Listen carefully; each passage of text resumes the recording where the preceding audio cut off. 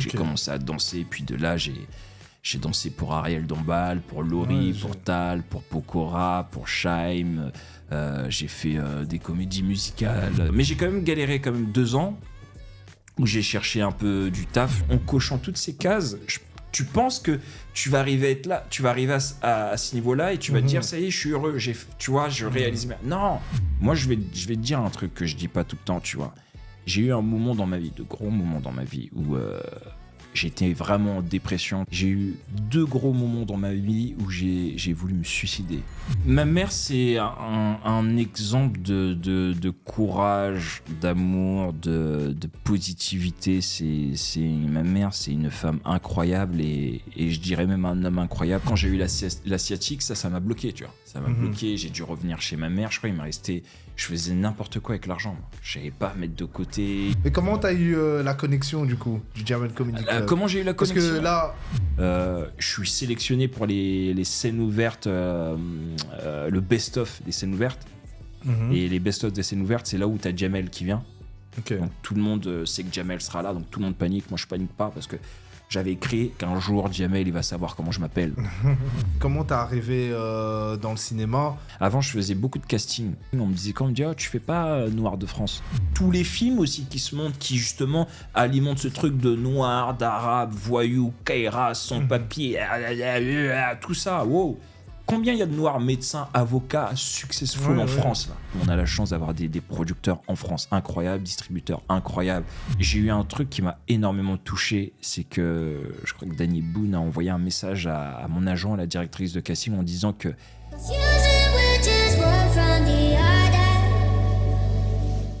Salut à tous et bienvenue dans le podcast Le Mindset. Aujourd'hui, j'ai un invité très spécial. C'est un acteur, mais aussi un ancien danseur, l'humoriste de ton humoriste préféré, Nick Moukoko. Hola! Comment tu vas, Nick? Ciablo. Ouais, écoute, très bien, là, j'ai essayé de tenter un truc espagnol nul. Non, ça va, top. C'est marrant, parce qu'on s'est dit ça va avant, tout à l'heure, bonjour, et là, on doit...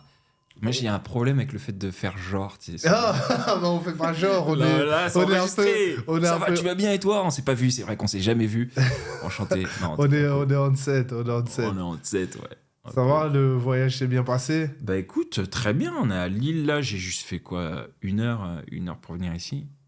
Non, ça va, c'est à côté. J'ai eu peur de rater le train. Je te mens pas.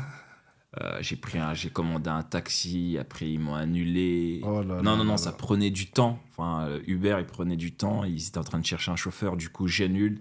Je prends le métro, ça fait longtemps que j'ai pas pris le métro. J'achète un ticket, je le passe, mais les machines là, pour composter les tickets fonctionnent pas et tout. Et du coup, je passe devant les contrôleurs. Moi, je perds mon ticket entre-temps. J'avais trop peur. J'ai fait le fou, quoi. Un peu en speed. Mais non, ça va, ça s'est bien passé. Je suis arrivé à temps pour le train, pris le train, et on est là, quoi. Ok, cool. Parfait. Je suis content vraiment de te recevoir. Je te suis un peu sur les réseaux sociaux, etc. Donc, tu me fais bien rire avec Hidalgo. Je pense qu'on aura l'occasion d'en reparler. Donc, généralement, je commence toujours le podcast en demandant à l'invité de se présenter rapidement par rapport aux auditeurs qui te connaissent peut-être ou connaissent pas, donc voilà. Pour ceux qui me connaissent pas et ceux qui me connaissent, je m'appelle Nick Moukoko, voilà, j'ai 34 ans, j'étais danseur, aujourd'hui je suis comédien humoriste, voilà, j'ai mon spectacle que je joue tous les jeudis là depuis le mois de février, que je produis, que je coproduis avec Harlem Prod, qui est la prod du Paname Art Café. Et depuis le mois de février, voilà, ça se passe hyper bien. On est complet là depuis un moment et tout. Non, franchement, je suis content. Là, j'y suis jusqu'au mois de juin. J'ai une série qui sort à la rentrée aussi. avec Didier Bourdon, la légende des inconnus, acteur incroyable, un monument français. Et voilà, on a une série qui sort là sur TF1 qui s'appelle Daron, qui sort à la rentrée. Okay. Et voilà quoi, qu'est-ce que je peux dire d'autre sur moi le matin à 11h comme ça, enfin le matin il est midi. C'est plus le matin. C'est plus le matin là. mais voilà, je suis un bon vivant, je suis quelqu'un de cool, je pense. Quelqu'un de cool et voilà, j'aime la vie. Ok, ça va, mais on va revenir un peu sur tout ça, sur la série qui se prépare, mais on va revenir un peu en arrière. Commençons par le commencement. Commençons par le commencement, la genèse. Du coup, comment tu dis que tu étais danseur avant. Ça, j'avais lu ça aussi. Comment t'es arrivé dans la danse c'est un truc que t'as connu là où t'as vécu. Quelles ont été tes inspirations? Comment t'es rentré dans ce monde-là de la danse? Michael Jackson. Ouais, Michael Jackson. C'est depuis que j'ai 3 ans. Je me rappelle d'une scène que je raconte tout le temps. J'avais 3 ans, j'avais un pull, un col roulé. J'ai d'ailleurs la photo encore de...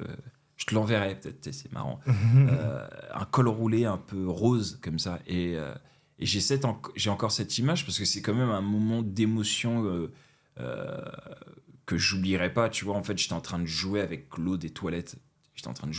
Et je crois qu'au fond, on habitait dans un appartement, je ne sais plus où on était, on habitait dans un appartement et j'avais la vue, ça me donnait directement sur le salon, tu vois.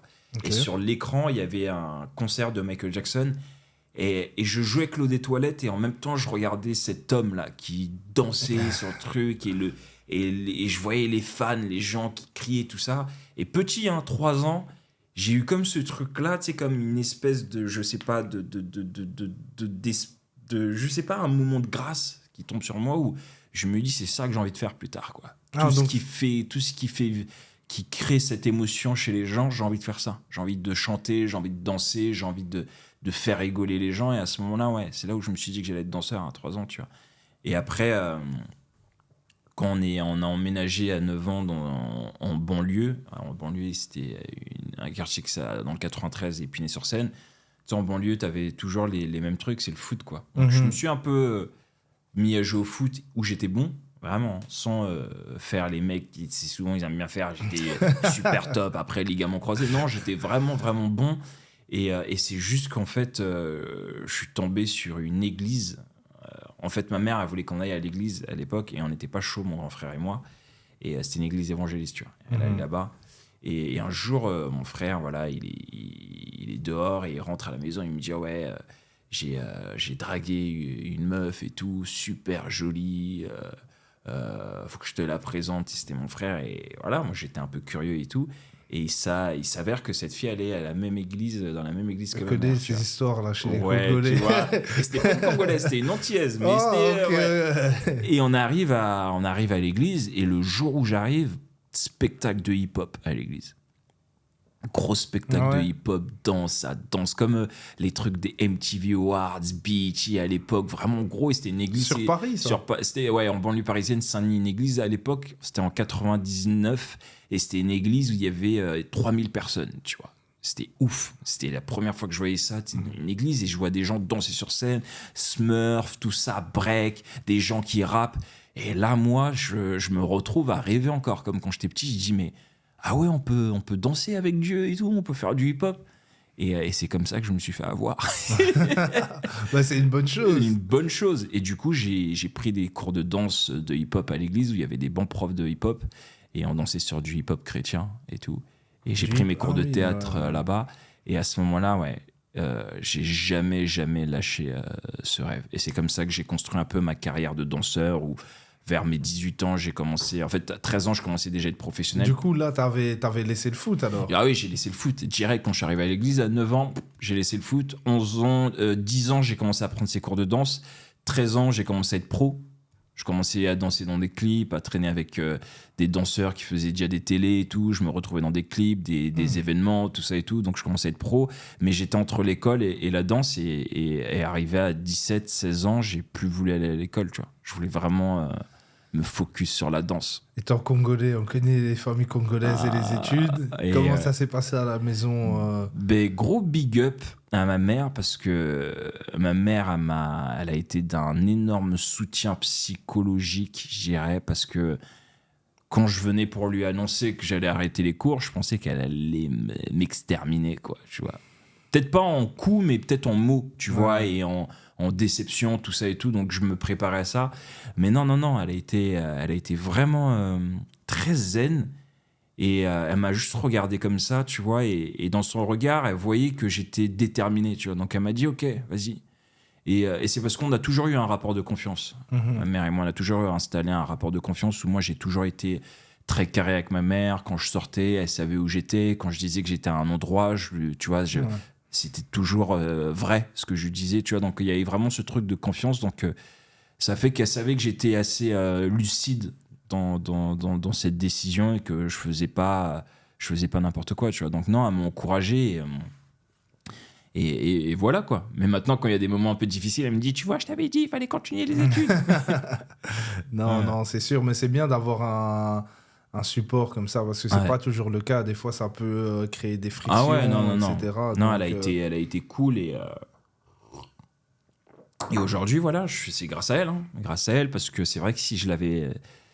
Je sais pas comment ça serait passé. Bon, j'y serais quand même allé, mais c'est toujours mieux quand t'as des gens qui te soutiennent. Qui te soutiennent, quoi. Non, c'est sûr. Donc, alors là, t'as 17, 18 ans, t'arrêtes les cours. Du coup, comment ça se passe? Parce que, étant danseur, comment ça se passe pour trouver... Je galère, j'arrête à 16 ans, je galère quand même 1 an et demi, tu vois. Un an et demi, je sais pas où frapper. Je sais pas, je connais...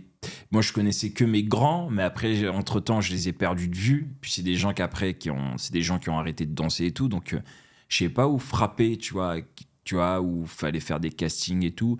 Donc, je continuais à aller à l'église. Et entre-temps, un jour, c'était à l'époque de MySpace, tu vois.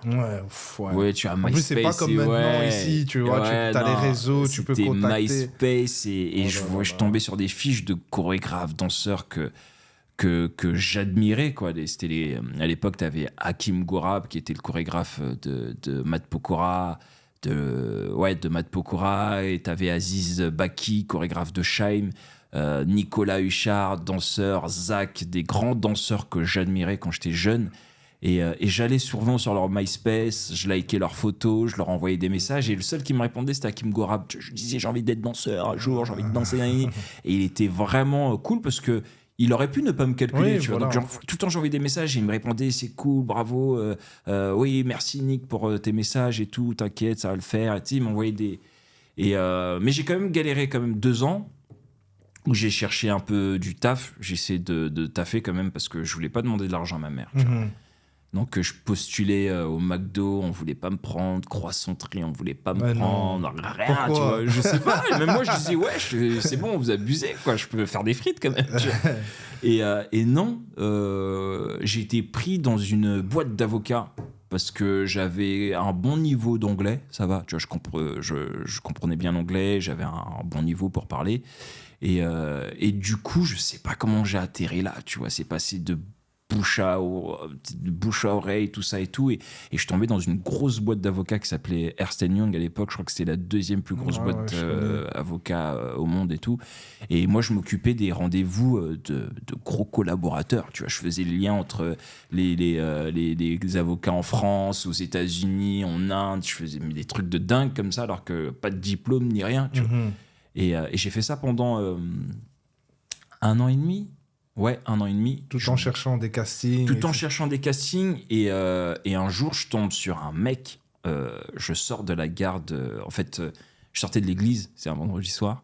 Et nous, on n'avait pas le droit d'aller en boîte de nuit, les trucs comme ça et tout. Et moi, je sors de l'église et j'avais parlé avec un mec sur MySpace il avait une soirée à l'époque événementielle pour une ligne de vêtements qui sortait qui s'appelait Dumpy Fresh. Et t'avais quand même pas mal de célébrités qui venaient. Et j'avais bien papoté avec lui. Je lui ai dit que moi je dansais, que j'aimerais bien être sponsorisé par sa marque. Le gars, il a été cool. Il m'a dit, vas-y, viens à ma soirée. Je suis venu.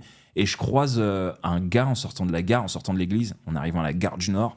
Un mec qui, après, va devenir mon meilleur ami. Et mon binôme dans la danse s'appelait Fred Goma, tu vois.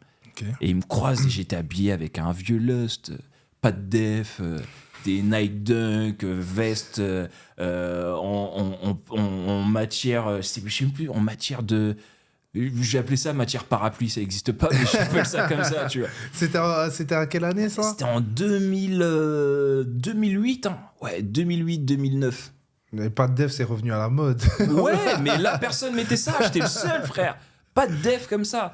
Et le gars, c'était un Congolais, Fred Goma, tu vois. Et il me voit, il me dit, oh, j'adore ton lust, lourd, franchement, chambé. Tu vas où comme ça? Je dis, je vais à une soirée au Gibus. Il me dit, ouais, moi aussi, j'y vais. Et lui, c'était un danseur. Il faisait danse classique, jazz et hip-hop. Et tout de suite, on connecte avec ce mec. Et du coup, on se retrouve à la soirée. On connecte, on papote, on danse. Il m'explique qu'il est dans une école de danse qui s'appelle l'AID. C'était une grosse école de danse à l'époque où ça formait des danseurs gratuitement en leur donnant des cours de danse classique, jazz, hip-hop et moderne. Et derrière, en contrepartie, s'ils étaient pris sur une comédie musicale avec l'évolution, tout ça et tout, ils donnaient une partie à l'école, tu vois, pendant un certain moment, tu vois. Et lui faisait partie de cette école. Et je crois, 6 mois plus tard, il y a un gros casting où on doit tous aller danser en Libye pour Kadhafi à l'époque. Les 40 ans de la libération libyenne et les 10 ans de l'Union africaine. C'est ce que Kadhafi est en train de monter, tu vois. Donc à l'époque, Sarkozy, tu vois, il donne la permission à ce qu'il y ait 200 danseurs français et musiciens pour bouger en Libye. Et moi, je suis pris. Tu vois, je suis pris sur ce casting où c'était un casting de jazz. J'avais jamais fait de jazz, tu vois. Jazz et un peu hip-hop. Et je suis pris. Et c'est en 2009, et c'est là que vraiment ça a commencé pour moi, tu vois. J'ai commencé à danser, et puis de là, j'ai dansé pour Ariel Dombal, pour Laurie, pour Tal, pour Pokora, pour Shaim. J'ai fait des comédies musicales. T'as même fait un truc dans le disco, c'est ça? J'ai fait disco, grosse comédie musicale et tout. On a fait 1 an aux Folies Bergères, puis tourné en France. Et à ce moment-là, moi, ça y est. Et puis, il y a eu la mort de Michael Jackson, je crois, en 2000. C'est 2009. 2009, ouais. 2009, ouais. C'est 2009, c'est ça. Et moi, à ce moment-là, en fait, je me suis dit, tu vois, Michael, il est mort. Je m'étais jamais dit que j'allais danser pour lui, tu vois. Mais il y avait quand même une espèce d'espoir. C'est ce truc que tu gardes quand même dans un coin de ta tête, qui te donne envie d'avancer, d'aller loin, de toujours te pousser, tu vois, et tout. Et c'est vrai que lorsqu'il est mort, je me suis dit, maintenant qu'il est mort, il me verra jamais danser, lui, tu vois. Il y avait ce truc, il dit, jamais je danserai pour lui, et il me verra jamais danser, tu vois.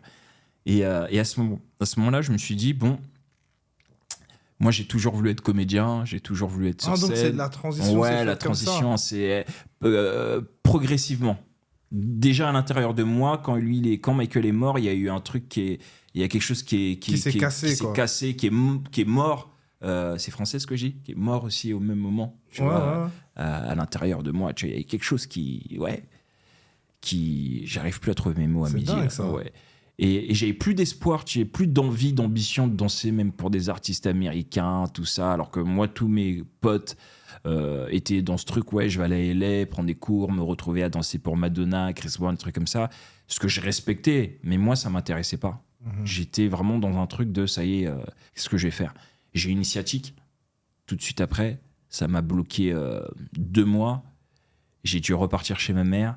J'étais pas un mec qui mettait de l'argent de côté. Moi, j'avais de l'argent et je gagnais très bien ma vie en tant que danseur. Quand tu danses bien, tu vois, et que tu as la chance de danser avec tous les chorégraphes. Moi, j'ai eu la chance de danser avec tous les chorégraphes, d'être partout. Donc, je gagnais très, très bien ma vie, même plus que bien, tu vois. Mais ce métier, c'est quand même un métier compliqué de vivre de ça, etc. En fait, il y a 2 types de tranches. Il y a les gens qui sont vraiment avec les chorégraphes, qui font les tournées, etc.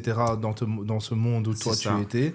Et il y a l'autre partie qui essaie de trouver, qui ont des petits trucs à gauche, à droite. C'est ça, et t'as ceux qui vont, tu vois, qui vont faire des petits contrats, et t'as ceux qui sont pas trop dans les contrats, donc qui vont faire juste des battles. Ça, tu gagnes que quand t'es très fort, quand tu commences à devenir fort, tu vois. Mais quand t'es danseur et que tu fais de la télé, surtout avant, tu gagnes énormément. Parce que, sur base de contrat. Parce que tu enchaînes tel artiste sur tel artiste. Et ce qui se passe, c'est que souvent, tu as un danseur qui va être danseur avec un chanteur ou une chanteuse. Et le lendemain, il va être chorégraphe sur un autre chanteur, tu vois. Et ça se fait très vite. Et si ça se passe bien, ben qu'il y a une bonne amitié entre danseurs, une good vibes, ben le danseur qui a dansé avec toi, demain il se retrouve chorégraphe sur un truc, il va t'appeler direct. Frérot, je suis chorégraphe sur tel projet, viens direct, tu n'as pas besoin de casting ni rien. Moi pareil, je me retrouvais chorégraphe sur certains artistes ou tel projet, j'ai appelé les gens avec qui je kiffais danser, tu vois, avec qui je m'entendais bien et qui comprenaient mon style, tout ça, et c'est comme ça que ça a avancé. Et ouais, non, quand j'ai eu l'asiatique, ça m'a bloqué, tu vois. Ça m'a bloqué, j'ai dû revenir chez ma mère, je crois, il m'a resté... Je faisais n'importe quoi avec l'argent, moi. Je savais pas mettre de côté, j'étais pas trop un mec... Mais t'avais quel âge à ce moment-là? J'avais 21 ans. Ouais, c'est compliqué. 21 ans, ouais. 21 ans, ça me tape fort, mec. J'ai jamais eu mal comme ça. Et moi, j'ai jamais été un mec malade, j'ai jamais eu d'allergie, des trucs comme ça. J'ai jamais eu de... Tu vois, même à chaque fois que je me blessais, j'ai toujours eu une... J'ai toujours su écouter mon corps, tu vois. Et là, quand j'ai eu cette sciatique, là, pour moi, et puis je lisais sur Internet comme quoi c'est un truc que t'as à vie, ça m'a cassé, ça. Parce que je me suis dit, putain, j'ai pas de diplôme. Est-ce que ma vie s'arrête là? 21 ans, j'ai pas mis de sous de côté, j'ai fait n'importe quoi, j'ai dépensé ça que dans de la SAP ou des trucs que je devais aux impôts, parce que moi, je déclarais toujours mes impôts 2, 5, 6 mois après, donc j'avais des 10, 20%. J'ai toujours été un mec... j'ai pas été bien drivé à ce niveau-là, tu vois. Mais il y avait personne dans ton entourage qui pouvait te conseiller, qui pouvait te dire, bon, ben, où tu étais tellement dans ton monde que même s'il y avait des gens autour de toi qui auraient pu te conseiller, ben... Ma mère, c'est un exemple de courage, d'amour, de positivité. Ma mère, c'est une femme incroyable et je dirais même un homme incroyable parce qu'elle a su gérer beaucoup d'enfants en même temps. Et elle est passée par beaucoup, beaucoup de moments difficiles, mais elle a toujours gardé la tête haute. Elle n'a jamais montré que c'était dur et tout. Mais malgré tous ces trucs qu'elle essayait de gérer, tu vois, elle ne peut pas tout faire. C'est-à-dire qu'elle ne peut pas t'apprendre à mettre de l'argent de côté. Elle peut pas, tu vois. Donc, elle a essayé déjà de gérer sa vie, de nous gérer nous. Et elle a très, très bien fait. Mais je n'ai pas eu cette éducation de... On a le temps de me dire, ouais, il faut mettre de l'argent de côté, tu vois. Que ce soit de la part de mes frères ou de mon père qui était là de temps en temps, tu vois. Enfin, mon beau-père qui est aussi qui a quand même qui nous a quand même très bien éduqués. Mais oui, on est passé par des moments où j'ai pas eu l'occasion d'assister à ça, tu vois, de savoir ce que c'est de mettre de l'argent de côté, même si ma mère elle me le disait, elle me disait oui, il faut mettre de l'argent de côté, mais tu sais, on est petit, on est bête, tu gagnes de l'argent, t'es un peu con, quoi, tu vois, t'es un peu teubé, quoi, tu fais n'importe quoi. Très jeune comme très ça, jeune. c'est vrai que c'est ça, tu gagnes de l'argent, tu le dépenses. J'ai dépensé, j'ai besoin de me venger sur la vie, de m'acheter toutes les sapes que je pouvais pas m'acheter, même s'ils ont toujours fait de leur mieux. On a toujours eu quand même beaucoup de choses, des cadeaux à Noël, trucs comme ça. On a eu des moments durs, comme beaucoup de gens, très très durs, et des moments où tout allait bien. Ouais. Et tu sais pas à quel moment le moment dur il va revenir. Tu vois, il y a des moments où on était riches, puis des moments où on se retrouvait pauvre, comme ça. Et non. Donc je l'ai appris avec le temps, tu vois. Je l'ai appris avec le temps, avec la vie, avec l'expérience de la vie, avec les amis que j'ai maintenant. J'ai des amis super intelligents, super sérieux, des mecs qui ont des objectifs, des ambitions, qui réussissent pas mal de choses. Donc j'ai appris avec ces gens-là, et puis j'ai appris avec mes échecs aussi, tu vois. Mais ouais, dans ce monde sciatique, très dur. Mais c'était le moment où j'ai pu prendre du temps pour moi. Je suis tombé j'ai commencé à me remettre à regarder les sitcoms afro à l'ancienne. Martin Lawrence, je suis tombé sur ces séries que je connaissais pas. Moi, je savais pas qu'il avait fait une série. Je savais pas je le connaissais que de Big Mama et Bad Boys. Ouais. Non, c'est... Donc, quand je suis tombé sur sa série, et puis après, de là, ça m'a amené sur ces trucs de stand-up, Def Comedy Jam. Donc, je suis tombé sur tous ces gens que j'admirais, Chris Rock, Chris Tucker, Jamie Foxx. Je vois qu'ils sont tous là en mode scène, Jim Carrey, les frères Wayans, tu vois, et moi, je suis dans mon élément. Je dis, mais c'est ça que je veux faire. C'est ça, tu vois. Ça, à un moment donné, t'as eu... C'est là où je me dis, tiens, c'est ça. Je peux aligner la danse et en même temps parler aux gens, tu vois. Parce que je voulais être chanteur, mais j'avais pas la voix pour. Et je me suis dit, là, il y a un truc où je peux parler aux gens, les faire rire, en même temps utiliser mon corps. Et de là, donc, je regarde les Def Comedy Jam, je me tue sur ça. Et ça m'amène sur le Jamel Comedy Club. Ok. Et Jamel Comedy Club, je tombe sur Tu me Thomas fais toutes Njijol, mes transitions, toutes là. les T'es en train de- transitions. Oh, pardon, vas-y, Non, pose-moi non, les questions. vas-y, Je suis en monologue, moi. Vas-y, là. Non, Et, t'es en train de faire les transitions. J'allais demander comment t'es arrivé au Jamel ça- Comedy Club. Mais comment t'as eu la connexion, du coup, du Jamel Comedy Club? Comment j'ai eu la Parce connexion? que là, on s'est laissé si à Stratégie. Est-ce que t'as vu le film King Richard? Ouais. Tu vois, quand il parle à ses filles, là, il dit c'est dans le plan. Vous inquiétez pas, tout fait partie du plan et tout. T'es en train de galérer. Je sais plus si c'est à Vénus, je crois. À Vénus, il dit ça. Il dit t'es là, t'es en deuxième pour l'instant, mais t'inquiète pas. Il y a un plan pour toi et c'est toi qui va être la numéro 1 derrière. Je sais plus si c'est Serena ou C'est un Serena mais c'est qui un dit plan. Il parle toujours de plan. Et je t'assure que dans toute ma vie, je remercierai toujours Dieu pour ça et l'univers pour ça. Mais j'ai toujours été un mec stratégique, tu vois. J'ai toujours été un mec avec du cœur où je suis un rêveur.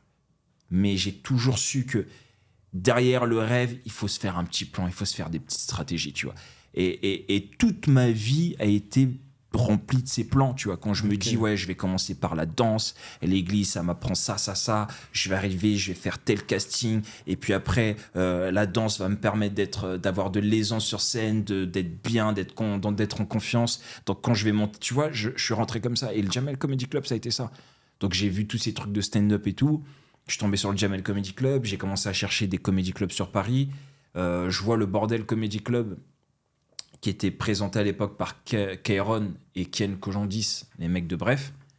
C'était un comedy club à Pigalle. Tu vois, donc je vais là-bas en solo, j'en parle à personne. Je dis pas aux danseurs que je me lance en stand-up, je garde ça pour moi parce que je voulais pas qu'on me décourage. Je voulais pas que des gens rentrent dans ma tête et qu'on commence à me dire ouais, t'es sûr, t'es drôle, tout ça. Je voulais pas, même pas une once de négativité. De base, t'étais un gars drôle ou c'est jamais... Moi, j'ai toujours été un mec drôle, mais pas dans la punchline, pas en parole, pas quand tu m'entends parler. J'ai toujours été un mec drôle parce que je fais le clown, tu vois, et ça va être très burlesque. C'est très dans le corps, tu vois, des grimaces, ça a toujours été ma force, ça, tu vois. Mais j'ai jamais été, moi, un mec de la répartie, un mec de la vanne où tu me sors un truc. Non, j'étais nul. Je savais même pas ce que c'était d'avoir du rythme, d'avoir de la répartie, les chutes, j'y connaissais rien en ça. Parce que j'étais un mec timide, je parlais pas. Ma force, c'était le corps, c'était de danser et de faire le clown. Ça, je savais très bien le faire. Faire des têtes de zinzin, tout ça.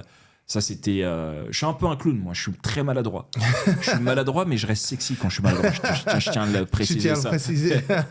Non, mais c'est dingue parce que on a toujours l'impression de se dire, bon, les personnes, les humoristes, etc., c'est toujours ceux qui ont les meilleures blagues, c'est toujours ceux qui arrivent. Moi, j'étais pas un vanneur. Hein. Moi, j'ai jamais été un mec...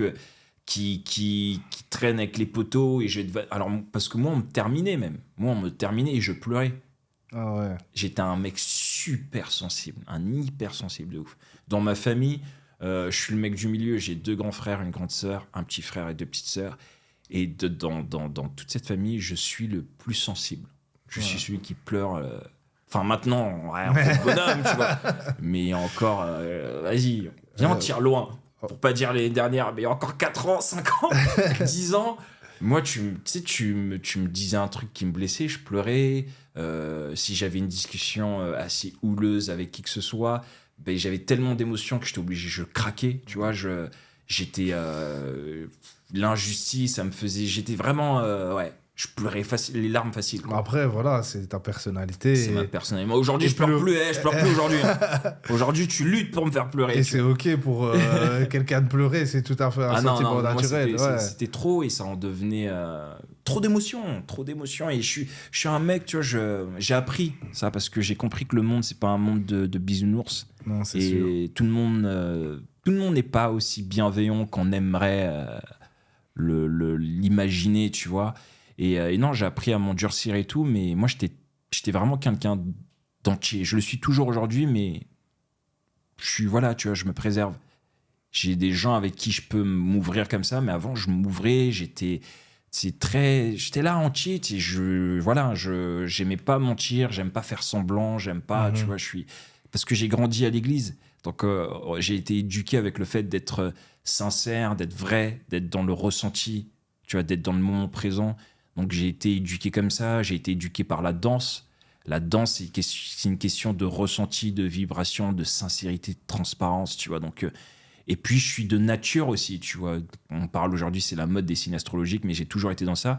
Je suis un poisson, et les poissons, on est des hypersensibles. Ah tu ouais, vois. je savais pas. Donc, Moi, il je y a suis tous pas... ces trucs-là, tu sais, additionnés, ça... tu vois, ça fait nique me coco, tu vois. Non, mais c'est bien parce que c'est ça aussi qui te permet d'être aussi... T'as été aussi bon dans la danse aussi à cause de ça. À cause de ta sensibilité, Ouais. c'est bon. T'es aussi bon dans la comédie aussi parce que t'arrives aussi à dégager ce sentiment-là.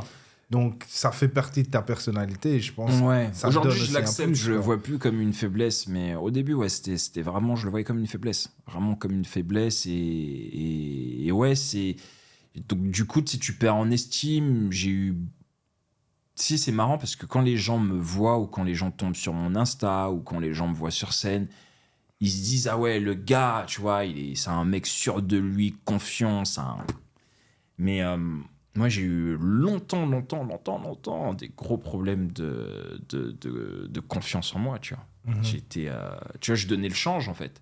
Je suis confiant quand je suis sur scène et tout, mais je suis le mec dans la vie, plus aujourd'hui, parce que j'ai travaillé, je travaille encore sur ça, mais... Comment t'as fait pour travailler sur ça? Parce que je pense qu'il y a beaucoup de gens qui nous écoutent aujourd'hui qui ont peut-être, qui ont aussi ce problème de confiance en soi et qui se demandent peut-être comment toi tu as fait pour travailler sur ça, pour que tu n'aies plus ce problème-là, ou du moins réduire ce problème de Je confiance. crois que là où j'ai été le plus confronté à ça, c'est dans mes relations amoureuses, tu vois. Mes relations amoureuses, ça a été... Parce qu'encore une fois, j'ai eu une éducation à l'église où voilà, tu te maries, t'as une femme, t'es fidèle, t'es droit, faut aimer quand t'aimes, blablabla, tout ça et tout, tu vois, tu sais, on te dit des trucs sur l'amour. Je ne critiquerai rien sur l'église ou quoi que ce soit et tout, parce que ça a été les plus belles choses, ça a été ma plus belle éducation, tu vois, mes valeurs que j'ai pu. Mais après, la vie, c'est autre chose. La vie, il y a pas... La meilleure école, c'est la vie, quoi. Et c'est toi et personne ne sait rien, en fait, tu vois. On peut te donner des pistes, on peut t'influencer, mais on peut pas te dire ça, c'est ça, tu vois. Moi, je bois ce verre d'eau, là, aujourd'hui, mais je peux pas dire, voilà, cette eau a ce goût-là, parce que c'est comment moi je ressens les choses, tu vois. Comment moi, mon corps, comment il se connecte avec cette eau, comment tu vois, je le laisse prendre possession de mon corps, tu vois, et tout. Et toi, ça va être un ressenti qui va être complètement différent, tu vois. Mhm. Et je pense pareil, que ce soit l'amour, que ce soit plein de choses. Et je crois que oui, mes relations amoureuses, ça a été parce que j'étais... dès que je me mettais... dès que comment dire, j'entamais une relation, j'étais tout de suite très amoureux, tu vois. Très, très amoureux, mais vraiment... tu sais, je me donne et Tu tout. donnais tout, quoi. Et je m'imagine, si je me visualise, moi j'étais pareil dans ce truc, tu sais, conte de fées de ah, ça y est, c'est ma femme, on va avoir des enfants, on va avoir telle maison là. Et même si la personne, ça se passe pas comme je veux, j'ai quand même cette espérance, cet espoir de me dire on va changer, elle va changer, je vais changer, on va s'améliorer et tout. Donc, et à chaque fois, je faisais.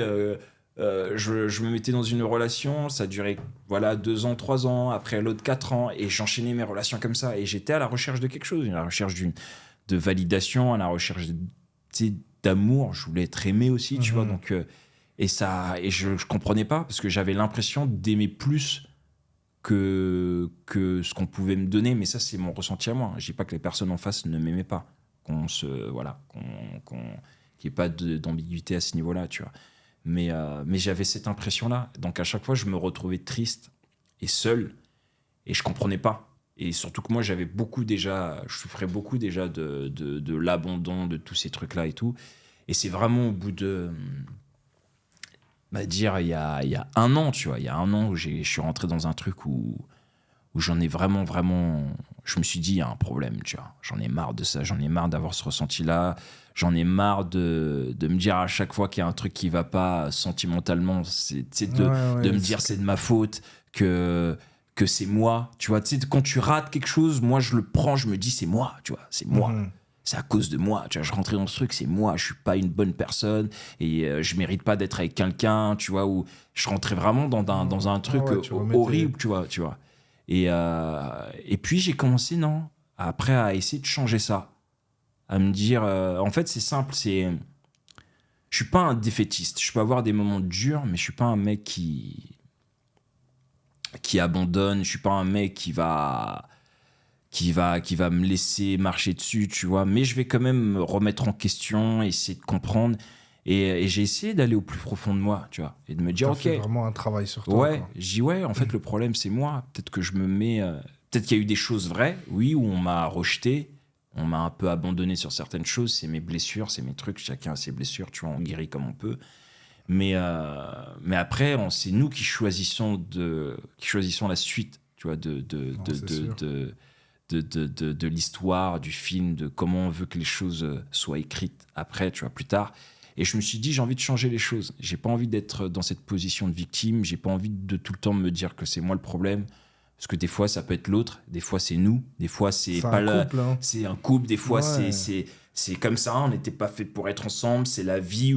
Et c'est puis le aussi, moment, c'est l'environnement. voilà, l'environnement, plein de choses. Et puis aussi, j'ai appris à accepter le fait que on n'est pas tous faits pour être avec quelqu'un, quoi. Pour être avec la personne avec qui tu matches pendant 2 mois, 3 mois et te dire ah c'est la femme de ma vie ou l'homme de ma vie. Non, t'en sais rien. Peut-être que c'est juste la personne qui va t'accompagner, qui va t'aider pendant un petit moment, qui va faire partie de cette histoire de ta vie, qui va te permettre de débloquer certaines choses dans ta vie pour être encore une meilleure personne, tu vois. Donc c'est pour ça que je vois pas ça comme des échecs aujourd'hui, tu vois. Je les vois vraiment comme je suis passé par là pour apprendre à me connaître, tu vois, pour apprendre aussi à aimer, pour apprendre à me connaître en tant qu'humain, apprendre à connaître aussi les gens aussi, tu vois, pour devenir une meilleure personne. Donc, merci pour ces personnes-là et j'espère que j'ai été aussi autant une belle personne dans leur vie, tu vois, même si c'était 2 ans, 3 ans, 1 mois, 2 mois, tu vois. Et c'est en fait, quand j'ai commencé à changer, tu vois, ces choses-là à l'intérieur de moi, j'ai pu commencer... Ça m'a permis d'arrêter de voir ça comme des échecs, mais plus comme des réussites au final. Ouais, tu passes par là, et ça te permet de voir ce qui va pas chez toi. Et chez moi, c'était ce truc-là que j'avais besoin de guérir. T'as vu ça comme des étapes, quoi. Des étapes, tu vois, de ok, tu te sens abandonné, mais arrête de te sentir abandonné parce que personne t'abandonne. Tu te sens pas aimé, arrête de te sentir pas aimé. Et si t'as l'impression que les gens t'aiment pas, dis-toi autre chose. Dis-toi qu'ils t'aiment et que peut-être t'es juste pas fait pour être avec ces personnes-là, que ce soit en amitié ou en truc, tu vois, ou même collaboration de travail. Je sentais ce rejet des fois un peu de est-ce que les gens ont envie de bosser avec moi, pourquoi les gens, tu vois, ils aiment bien ce que je fais mais ils ont pas envie de collaborer avec moi, ou dès qu'ils me voient exploser sur un truc là ils viennent. Donc tu sais, je le voyais comme la trahison, alors que moi tu vois, je suis éduqué autrement. Je suis éduqué loyauté, je suis pas trop un opportuniste, je suis pas trop, et tu vois, ça me dérange moi quand je vois les gens se comporter comme ça, tu vois, un peu. Mais j'accepte, c'est le game, comme on dit, don't hate the players, hate the games, tu vois. Donc c'est des trucs que j'ai commencé à accepter au fur et à mesure, à comprendre. Business c'est business, travail c'est travail, amitié c'est amitié, amour c'est comme ça aussi. En fait, s'aligner, j'ai appris à m'aligner, tu vois. C'est T'as réussi à mettre des barrières. Ouais, mais c'est un travail qui prend du temps, hein. Tu vois, je suis allé voir un psy aussi, qui est un coach mental, qui s'appelle Ibrahim, qui est top. Je l'ai vu 2-3 fois, il a débloqué pas mal de choses aussi. Et c'est un travail de tous les jours que, en vrai, tout le monde devrait faire. Peut-être qu'on n'a pas les mêmes blessures, mais d'autres choses, mais cette introspection, de se remettre en question, d'essayer de voir ce qui va pas, et de pas remettre ça sur les autres, en fait, tu vois. Et c'est fort que tu partages ça aujourd'hui, parce que les gens souvent ils aiment pas dire quand ils ont fait une introspection sur eux-mêmes, quand ils sont partis voir des coachs. Et je pense, comme tu dis, c'est important, parce que des fois, pour te connaître, il faut d'abord te connaître toi-même. Ouais. Parce que beaucoup de gens, on vit notre vie sans vraiment se connaître, tu vois. À un moment donné, quand tu apprends à te connaître toi-même, tu sais ce que tu aimes, ce que tu aimes pas, ce que tu veux, ce que tu ne veux pas concrètement, sans qu'une autre personne te dicte les choses. Là, je pense que c'est le moment où tu te dis, bon, je peux avancer dans ma vie et je peux vraiment devenir la personne que j'ai envie d'être. Et même dans les relations amoureuses, ça te permet de voir, bon, ça, j'aime pas. Bon, ça, je sais bien que ça va pas le faire. Et c'est pas que de ma faute non plus. S'il y a aussi une autre personne, c'est le couple, c'est l'environnement, c'est le moment. Parce que tu peux rencontrer quelqu'un à 15, 16 ans, 19 ans. Ouais. Tu dis, ah, c'est la femme de ma vie. Mais t'imagines entre maintenant et l'âge qu'on a aujourd'hui, toutes les étapes, le travail, peut-être des enfants, les trucs, chacun évolue différemment. Donc, tu sais, c'est quoi? Est-ce que c'est un problème? Mais moi, il y a un truc que j'ai toujours compris, c'est Confucius qui a dit ça un jour. Il a dit dans tout ce que vous faites et dans toutes les choses, dans toute chose, pardon, il faut avoir un juste milieu, tu vois. Ouais, non. Et je l'ai compris que c'était un truc aussi qu'il fallait adapter aussi dans l'amour. Parce que l'amour, c'est quelque chose de très fort et en même temps de très, très, très, très dangereux, tu vois. Moi, je donnerais cet exemple. C'est pas le meilleur exemple et tout, mais c'est comme si tu avais un couteau entre les mains, un couteau. Avec un couteau, tu peux cuisiner, tu vois, couper tes légumes, tout ça et tout. Et avec un couteau, tu as des gens qui peuvent l'utiliser pour planter quelqu'un aussi, tu vois. Ça, c'est un exemple que je donne. Après, il y a plein d'autres exemples. Les gens peuvent être d'accord ou pas d'accord, mais je vois ça comme ça. Et l'amour, c'est tu peux faire des grandes choses avec et tu peux faire beaucoup de mal avec l'amour aussi, tu vois. Non, c'est sûr. Pour celui qui le donne et pour celui qui le reçoit aussi, tu vois. et j'ai appris avec le temps, tu vois, à doser ça. Parce que moi, honnêtement, je vais pas mentir, tu vois, pourquoi j'ai une facilité à parler de toutes ces choses, parce que je pensais que, tu vois, quand j'étais petit, je me disais, voilà, un jour, je vais être danseur, je vais être humoriste, je vais être acteur. C'est mes rêves, je vais les réaliser et je serai heureux. J'ai coché la case de danseur. Magnifique. J'ai eu la chance d'avoir une bonne carrière en tant que danseur. Je peux m'en vanter. Et je suis très reconnaissant d'avoir dansé avec tous ces grands danseurs en France, tous ces chorégraphes, ces gens qui m'ont donné cette chance de pouvoir le faire à fond, tu vois. En tant qu'humoriste, je suis content de la carrière que j'ai, de comment ça a commencé, de comment je suis en train de la construire, de continuer, tu vois, d'avancer. J'ai coché ces cases-là, j'ai coché la case d'acteur, parce que je me suis dit, il faut qu'un jour je passe au cinéma, tu vois, même si je vais pas m'arrêter là, et je l'ai coché. Et tu vois, mon premier film, c'est avec Danny Boone que je le fais. Je caste pour le premier rôle. Je suis pas pris, je suis parti. Tu transitionnes trop vite. Trop vite, pardon, excuse-moi. Tu transitionnes trop vite. Parler, tu vois, pardon. Mais en fait, je me rends compte que, tu vois, en cochant toutes ces cases, tu penses que tu vas arriver à être là, tu vas arriver à ce niveau-là et tu vas te dire, ça y est, je suis heureux, tu vois, je réalise. Non, t'es le même vide malheureux. Et c'est là où je me suis dit, waouh, il y a un problème. Pourquoi je me sens encore vide? Pourquoi je me sens encore malheureux? Pourquoi je suis pas heureux? Pourtant, je fais ce que j'aime, tu vois, je gagne de l'argent, tout ça et tout. Les gens me reconnaissent dans la rue et tout. Mais pourquoi je suis triste? Pourquoi je suis malheureux et tout, tu vois? Mais parce que au final, je capte que déjà le bonheur, c'est pas une destination, tu vois. C'est pas une destination, c'est pas un événement, c'est le voyage. C'est le voyage et chacun trouve son bonheur quelque part. Et moi, mon bonheur, il est dans le fait de pouvoir inspirer les gens, tu vois, de pouvoir parler aux gens, de pouvoir aider les gens. J'ai envie d'aider les gens à se trouver dans la vie,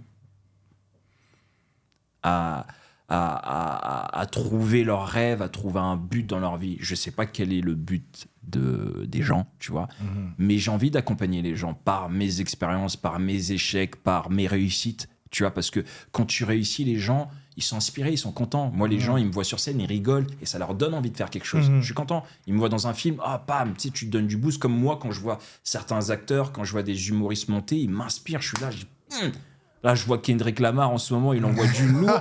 Moi, je suis en mode Kendrick dans ma tête. Je dis, pareil, il faut que j'envoie du lourd en stand-up. Vas-y, je vais clasher qui là, tu vois. Mais tu vois, c'est des choses, on est inspiré par les gens, en bien ou en mal, des fois. Mais moi, j'ai envie, voilà, d'être une source d'inspiration en bien. Donc, c'est ça qui fait qu'aujourd'hui, l'importance pour moi, c'est pas juste monter sur scène, faire des blagues, mais c'est tous les moments par lesquels je suis passé et comment j'arrive à m'en sortir, comment je trouve des solutions, comment c'est dur, parce qu'il y en a plein qui passent par des moments très, très durs et encore actuellement. Et ce que j'ai envie de dire, c'est que il n'y a pas de terminus, tu vois, il n'y a pas de finalité, il n'y a pas de point, tu vois, il y a toujours des solutions, tu vois, toujours des solutions à nos problèmes, et c'est ça qui me booste aujourd'hui, tu vois. C'est pour ça que j'ai une facilité à parler de tout, parce que j'ai envie d'aider les gens, et j'ai de l'amour à donner aux gens, en fait, c'est ça. Oui, c'est une manière aussi de montrer que, voilà, si tu es dans une période de ta vie ou un moment où tu n'es pas bien, il y a toujours moyen de s'en sortir et de trouver le bonheur ailleurs, même si des fois, c'est pas à l'endroit où tu penses que tu vas l'avoir. Et souvent, c'est comme ça. Tu Ouais. te dis, comme tu dis, j'avais envie d'être acteur, etc. Tu penses que ça va te rendre heureux, mais c'est peut-être des petites choses. Moi, tu mon vois. bonheur, il est dans le fait de parler, d'échanger avec toi, tu vois. Ouais. Je parle beaucoup, mais parce que j'aime aider les gens. Je t'assure, j'aime aider les gens. Je suis passionné par les gens. Moi, mon entourage, c'est des amis que je connais depuis longtemps. J'ai mon meilleur pote d'enfance et tout. Mais tu vois, mon meilleur pote d'enfance aujourd'hui, pareil, il monte sur scène parce qu'on s'est connus à l'église, on faisait du théâtre ensemble. Et à un moment, pareil, il s'est un peu perdu par rapport à la vie. C'était son histoire et tout. Et j'ai tout fait pour revenir lui insouffler un peu ce rêve-là qu'il avait. Aujourd'hui, il monte. Et pour moi, c'est même l'un des mecs les plus drôles. Il s'appelle Rich. C'est le gars... Tu sais, ces gens ils arrivent à faire rire tout le monde. Moi, mon beau-père, il est dur. C'est une armoire à glace, tu vois. Ouais. Je le compare un peu. Il ressemble... En tout cas, il est un peu plus vieux aujourd'hui, mais il ressemble beaucoup à Idriss Elba. Tu vois. Et c'était un mec, quand on était au quartier, tout le monde le respectait parce qu'il était musclé, beau gosse, charismatique de ouf, tu vois. La classe. Et c'est le genre de mec, j'ai dû le voir rigoler 2 fois dans ma vie et sourire vite fait. Et Rich, c'est le genre de mec qui arrive à te faire rire, ce genre de personne en 2 secondes, quoi. Bah, il arrive, il rigole. Tout le monde rigole. Petit, grand, vieux, il fait rire tout le monde. Et ce mec, tu vois, quand je le vois, en fait, c'est des gens comme ça que j'ai envie de réussir pour des mecs comme ça. J'ai envie de réussir pour mon gars sûr. J'ai envie de réussir pour des jeunes quand je les vois arriver. J'ai envie, en fait, de continuer à inspirer ces gens-là comme eux aussi ils m'inspirent. Donc, c'est ça qui me booste. Parce que je te dis la vérité, je sais pas comment les autres artistes le vivent, mais le métier, en fait, en lui-même, il nous rend pas spécialement heureux, tu vois. Non. Non. Tu fais des blagues, tu te prends la tête à faire des blagues, à écrire des blagues, tu montes sur scène, t'as fait ton 5 minutes drôle, mais il t'appartient plus ce 5 minutes, tu vois. Moi, je poste une vidéo, il m'appartient plus, il appartient au public, au monde, aux gens qui vont regarder, aux gens qui vont commenter, liker, critiquer en bien ou en mal. Moi, j'ai donné ma pensée, j'ai travaillé dessus, j'ai bidé pendant un moment pour avoir 2, 4, 3, 5, 6 rires. Finalement, le truc, il est rythmé, je le poste. Après, t'as des gens qui, j'aime bien, ou non, c'est pas mon humour, donc pas ouf. Lui, c'est un humoriste, lui. C'est plus le dénigrement de ton travail qui rend pas le métier heureux. Non, c'est parce que tu comprends que tu fais ce truc-là. Tu sais, c'est comme si... l'exemple, je crois que c'est un jour je lisais un livre de Paulo Coelho, je sais plus lequel c'est, et il parlait, il racontait il racontait une histoire d'une personne, son objectif c'était de faire l'Everest, tu vois, c'est ça, ouais. De monter, j'ai oublié comment on le dit, je suis désolé, de grimper l'Everest, voilà, tu vois. Et tout le voyage, tu vois, c'est ça son objectif. Et il le fait, il passe des mois, des jours, il fait froid, il pleut, c'est dur, tu vois, jusqu'à perdre la vie, il peut perdre la vie, il voit aussi des corps, tu vois, en montant et tout, en grimpant, tu vois, tout ça et tout. Et le moment où il y arrive, il reste quoi ? Je crois il reste 10 minutes. Quand il atteint, tu vois, le mont... comment on le dit déjà, le mont Everest, c'est ça ? L'Everest, voilà. Ouh là là, coupez ça au montage. Et là, j'ai perdu mes mots à 13 heures comme ça. Là. Et tu vois, ça c'est moi tout craché, Nick Coco, je suis très... Et il y arrive, tu vois, au sommet de l'Everest, et il reste 10 minutes. Et qu'est-ce qu'il dit ? Il se dit, waouh, tout ça pour ça, quoi. Ouais. Tout ça pour ça. Et c'est là qu'il comprend qu'en fait, son kiff, et son bonheur, c'est pas là. Son bonheur, en fait, c'était tout le voyage. Ouais. Toute cette montée, tu vois, pour arriver. Parce que quand t'arrives, la seule chose que tu te dis, c'est « Ah, en fait, c'est ça. » Moi, c'est ce que je me suis dit, tu vois. Quand j'ai tourné mes premiers films, quand j'ai fait mes premiers plateaux de télé en tant que danseur, quand j'ai fait le Jamel Comedy Club, Rêve Absolu, bah, tu fais ton émission, tu dis « Ah ouais, et après, il se passe quoi ?» T'es dans ça après, tu dis « Et il se passe quoi ?» C'est comme les gens qui disent faut que je vais me marier, je vais avoir des enfants. Ils vont se marier, ils vont avoir des enfants. Et puis après, ils disent ok, ben il se passe quoi maintenant ? Tu vois ? Et c'est là où les problèmes prennent le dessus. Parce que tu te dis que ton bonheur, c'est ça. Je vais me marier, je serai heureuse. Je serai la femme la plus heureuse ou je serai l'homme le plus heureux. Je vais avoir des enfants, ça va changer ma vie. Je vais avoir telle maison, t'as tout. Oui. Voiture, papa, et t'arrives et il manque encore un truc. Mais après, c'est pas... Enfin... C'est différent, mais est-ce que c'est pas le fait d'être De ne pas être un éternel insatisfait. Totalement, mais parce que, encore une fois, on pense que le bonheur, c'est un événement et que c'est un lieu. Ouais. Et Non, que c'est vrai. c'est... Non. Moi, je pensais pareil, tu vois, comme plein d'artistes, comme, tu sais, il y en a, ils disent, je vais être connu, je serai heureux, je serai bien, je vais être riche et tout. T'arrives, frère. Moi, je vais te dire un truc que je dis pas tout le temps, tu vois. J'ai eu un moment dans ma vie, de gros moments dans ma vie, où j'étais vraiment en dépression, tu vois, et ma mère, elle a été là, tu vois. Et je n'ai aucun problème avec le fait de le dire. J'ai eu 2 gros moments dans ma vie où j'ai voulu me suicider. Ah Et ouais, c'était des carrément. moments où j'étais très bien. Financièrement, tu vois, très bien. Mais j'étais pas heureux au fond de moi. J'étais pas heureux. C'est dingue, ça. Pas heureux. Et à un moment comme ça, et Dieu merci, tu vois, ma mère, elle a été là. C'est un soir, moi j'appelle ma mère vers 2-3 heures du matin. Ça faisait un moment que c'était dans mes pensées. En plus, j'avais des crises d'angoisse, tout ça, je savais pas ce que c'était. J'ai jamais été un mec malade et tout, tu vois, donc je sais pas ce que c'est, tu vois. Donc, crise d'angoisse et avec tous ces. Tous les symptômes, c'est des vertiges continus, tu as envie de vomir, tu perds, tu te perds, quoi. Mhm.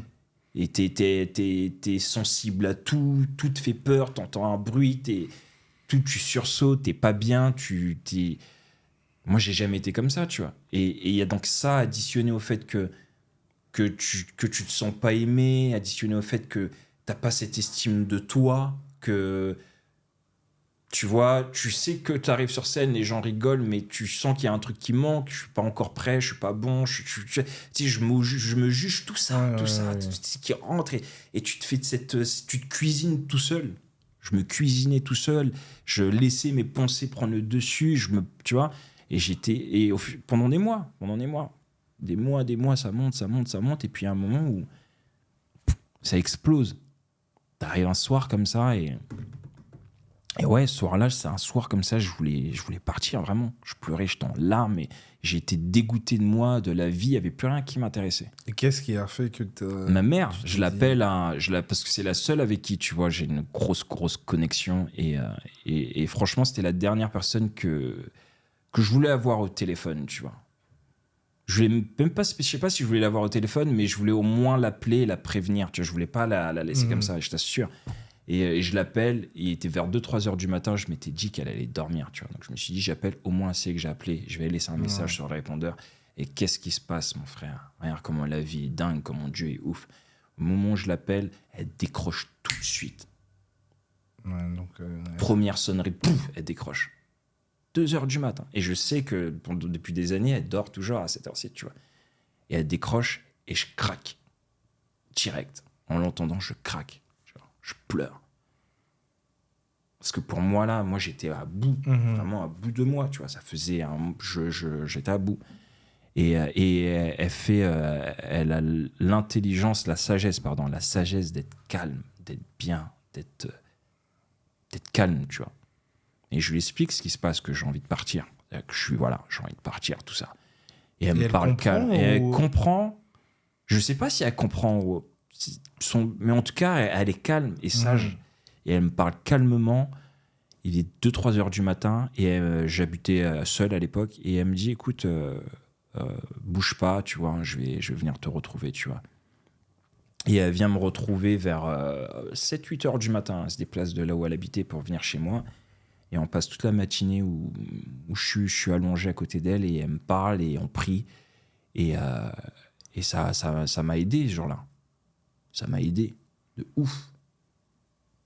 Ça m'a aidé parce que j'arrivais plus à parler, même avec Dieu, tu vois, même avec la vie. Je me sentais abandonné par moi-même, par tout le monde. Je m'aimais plus, j'aimais plus la personne que je devenais alors que tout allait bien dans ma vie, je t'assure. Mais ce qui est étonnant, c'est que j'ai déjà entendu parler de ce genre de choses chez les artistes, même des fois chez les sportifs, tu vois, ce mal-être, même en étant au top, tout le monde pense que tout va bien, mais des fois, il y a un peu ce mal-être et tout. Mais toi, tu sais, chez toi, qu'est-ce qui crée ça? Est-ce que c'est le fait, c'est le travail? Trop de travail? Est-ce que c'est l'entourage? Est-ce que c'est... C'est nous-mêmes parce qu'on n'est pas éduqués et en tout cas encore plus les enfants issus de l'immigration, tu vois. les minorités, noires, arabes, on n'est pas éduqués à parler. Aujourd'hui, maintenant, notre génération, avec nos enfants, toi, t'as ta fille, tu vas l'éduquer autrement. Parce que tu fais partie de cette génération, tu vas être proche d'elle et tout. Nous, on est une génération où nos parents, ils se battaient déjà pour certains, pour avoir leur papier, avoir une bonne condition et s'occuper de nous du mieux qu'ils pouvaient. C'était leur manière de nous donner de l'amour aussi, tu vois. Donc, ils nous ont donné de l'amour. Mais ils avaient malheureusement pas le temps, parce que moi, mon père, il bossait 22 heures sur 24, sans abuser, tu vois. Donc, il venait, il dormait, il repartait. Et quand il arrivait, c'était coup de pression. Voilà. C'est direct. Mais il y avait à manger, il y Ouais. avait des trucs, on avait des vêtements et tout. Il faisait de son mieux. Il y a des moments, il se laissait dépasser par les problèmes. Donc, mais ils essayaient de trouver des solutions. Ma mère, pareil, tu vois. Tout. Donc, ils n'ont pas le temps de oh, t'es pas bien, faut qu'on parle. Pas le temps. Tu vois, donc on peut pas leur en vouloir pour ça. Donc quelque part, nous, on n'est pas aussi éduqués à ça. Donc il y a ce côté pudique à parler. T'es pas bien à parler. Parler de ses émotions, dire quand t'es T'es pas un bien. homme aussi. On n'est pas éduqué aussi en tant qu'homme à parler, parce que depuis qu'on est petit, les hommes, ils ont pas le droit d'être faibles. Oh, t'es un bonhomme, t'es dépression. Qu'est-ce que tu parles de dépression?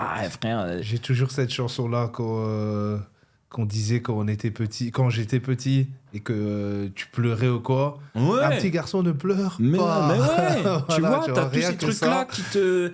Et t'es pas bien. Donc même avec tes amis, tu sais pas, tu peux pas vraiment t'ouvrir tout ça et tout. Ouais. T'as le droit d'être mal, mais pas longtemps. Tu vois ce que je veux dire? Ouais. Surtout entre nous. Entre nous, c'est frérot, toi, vas-y, t'inquiète, c'est bon, vas-y, on va sur une petite partie de play, on va en boîte. Et ça passe à côté, alors que non, mec, j'ai vraiment envie de parler. Je suis vraiment, vraiment pas bien, tu vois. Mais pareil, ça, tu sais pas comment le verbaliser, tu sais pas comment le dire. On t'a pas appris ça, tu vois. Donc après, il y a un moment, voilà, ça monte, des mois, et puis il y a tout, il y a plein de choses. Moi, je t'ai dit, il y a toutes les blessures. Quand je suis petit, qui prennent le dessus. Il y a la carrière que je suis en train de construire, où ça se passe bien quand même, mais il y a un espèce de vide. Je comprends pas, je saurais pas te dire pourquoi. Mais de mal-être. Et entre vous, entre artistes, vous avez jamais ces discussions-là Non, peut-être aujourd'hui, parce que je suis un peu plus mature. Tu vois, aujourd'hui, j'ai 34 ans, donc j'étais plus jeune avant. Tu vois, quand ça arrivait, j'avais 25 ans, tu vois. Donc c'était il y a pratiquement 10 ans. Mais aujourd'hui, tu vois, j'ai appris à parler. J'apprends à parler, mais non pas à tout le monde. Je me livre pas à tout le monde, tu vois. Non. Mais j'apprends à parler, j'apprends à écouter aussi les gens. Tu vois, à regarder les gens, à vraiment voir quand quelqu'un est bien, pas bien. Même quand c'est des gens que je connais pas, hein. Je croise dans la rue, je vois des gens tristes et tout. Si j'ai je ressens cette envie de même faire un sourire, quelque chose, je vais le faire. Tu vois. Non, même des fois, c'est vrai que des fois, bonjour, un petit truc, un petit geste, si je sens que la personne elle est pas bien, je vais le faire, ce petit truc, tu vois. Je vais mais oui, aujourd'hui avec un peu plus de maturité, j'apprends à parler. Même le choix que j'ai fait d'aller voir un psy, c'est une preuve de quelque part de maturité, parce que on m'a jamais dit va voir un psy. Même ma mère lui dit, tu vas payer un psy pour parler, viens on parle ici, c'est gratuit. Ça c'est la réaction des... Je vais parler, tu vas même pas m'écouter. Je vais me dire, mais qui t'a abandonné, qui t'a rejeté? Mais maman, tu comprends pas. C'est ma vérité, c'est mon point de vue à moi, toi t'as le tien. Et pareil, ma mère aussi, elle comprenait pas ça, les crises d'angoisse quand j'en faisais. Elle me dit, mais comment ça se fait, t'as des crises d'angoisse? Jusqu'au jour, un jour, elle voit que j'arrive pas à tenir debout, que je suis là, elle a compris. C'est réel, tu vois. Et du coup, pour les gens qui nous écoutent aujourd'hui, qui sont peut-être dans ce sentiment, cette situation, quel conseil tu leur donnerais? Le conseil que je donnerais, en tout cas, c'est déjà, vous n'êtes pas seul. Ça, c'est un truc important à savoir. C'est quand tu sais que tu en as plein qui vivent, qui sont passés par là, des grandes personnes connues ou pas connues, qu'il y en a plein qui passent encore par là et qui arrivent à s'en sortir, d'autres qui n'arrivent pas à s'en sortir. C'est pour ça que tu en as d'autres qui s'en sortent et qui sont là pour aider les autres, tu vois. C'est comme ça que je vois la vie et tout. Et c'est pour ça que c'est important pour moi d'être très ouvert avec ça. Et je t'assure, aujourd'hui, ma carrière d'humoriste, pourquoi je lâche pas l'affaire, pourquoi je me tue, pourquoi je joue le jeu aujourd'hui des réseaux, parce que moi, j'aimais pas les réseaux. Tu vois, j'aimais pas me montrer. C'est pour ça qu'il y a eu un moment où les gens savaient pas si j'étais là ou pas là, où les gens me disaient, tu reviens? Non, j'ai toujours été sur scène. Juste, j'aimais pas me montrer, moi, sur les réseaux. J'ai toujours été quelqu'un de discret, de mystérieux. J'ai toujours aimé aussi cultiver le mystère, tu vois. Mais aujourd'hui, je joue le jeu parce que je veux avancer avec cette carrière de stand-upper, je veux avancer avec cette carrière d'acteur, pour pouvoir parler aux gens, pour pouvoir aider les gens qui sentent, qui vivent avec cette blessure du rejet, de l'abandon, qui vivent dans des moments un peu durs, c'est que déjà vous n'êtes pas seul et qu'il y a toujours une issue, toujours un moyen de s'en sortir, et ça peut être à travers des livres, à travers des podcasts, des audios, la méditation, voilà, peu importe la religion, tout marche. Un psy aussi. Tu vois, un psy, n'hésitez pas à parler. Allez parler en tout cas. Allez parler. Et oui, il y a toujours une solution, peu importe la phase où vous en êtes. Parce que des fois, on est juste des petits moments de dépression et c'est un tout petit. Des fois, c'est très très gros, mais il y a toujours le moyen de s'en sortir, tu vois. Et qu'il y a des gens qui vous aiment. En tout cas, commencez par vous aimer vous-même. Commencez par changer les scénarios des choses, la manière dont vous pensez que les gens vous regardent. Même si les gens vous regardent d'une certaine manière, vous changez les choses. Dites-vous autre chose. Traduisez autre chose. Moi, c'est ce que je fais aujourd'hui. Et je me sens vraiment mieux, je me sens bien, tu vois, j'avance, je suis content de comment les choses se passent professionnellement et humainement, tu vois. Je suis très heureux, tu vois, aujourd'hui. Et puis voilà, après, je fais quand même toujours attention, il y a toujours des moments un peu de trucs, mais je sais comment me relever tout de suite, tu vois. Et ouais, non, la méditation, toutes ces choses-là, c'est important. Ouais, important, quoi. Bon, on va retransitionner sur quelque chose d'un peu plus... d'un peu plus léger, drôle, light, plus léger. Allez. Léger. Quand je suis allé en boîte de striptease la première fois, non, Non, on va revenir sur la partie du Jamel Comedy Club. Ouais. Donc, tu m'avais dit que tu avais un plan très précis. Ouais. Et du coup, comment alors tu étais en train de nous expliquer un peu le plan? Bordel Comedy Club, j'arrive, Kairon et Kian qui présentent, j'y vais 4-5 fois, je vois, pendant 2 mois, je vais là-bas, je traîne et je rigole, je les vois jouer, j'ai envie de monter sur scène, et puis un jour, Mais du coup, tu avais déjà des sketchs? Oh non, là, tu vas juste en mode, j'ai chaud, je suis chaud, il faut que je monte, tu vois. Okay. Ça y est, j'ai mangé de la scène en les regardant, je suis prêt, tu vois. Et j'envoie un message je parle à Kairon après un spectacle. Je lui dis comment ça se passe pour monter sur scène, je kifferais trop monter et tout. Non, je crois que c'était sur Facebook à l'époque, j'envoie un message. Il me dit ah ouais, mais pour monter, faut être un peu pro, tu vois, si t'as une vidéo, tout ça, sinon c'est compliqué. Je suis ok, pas de souci.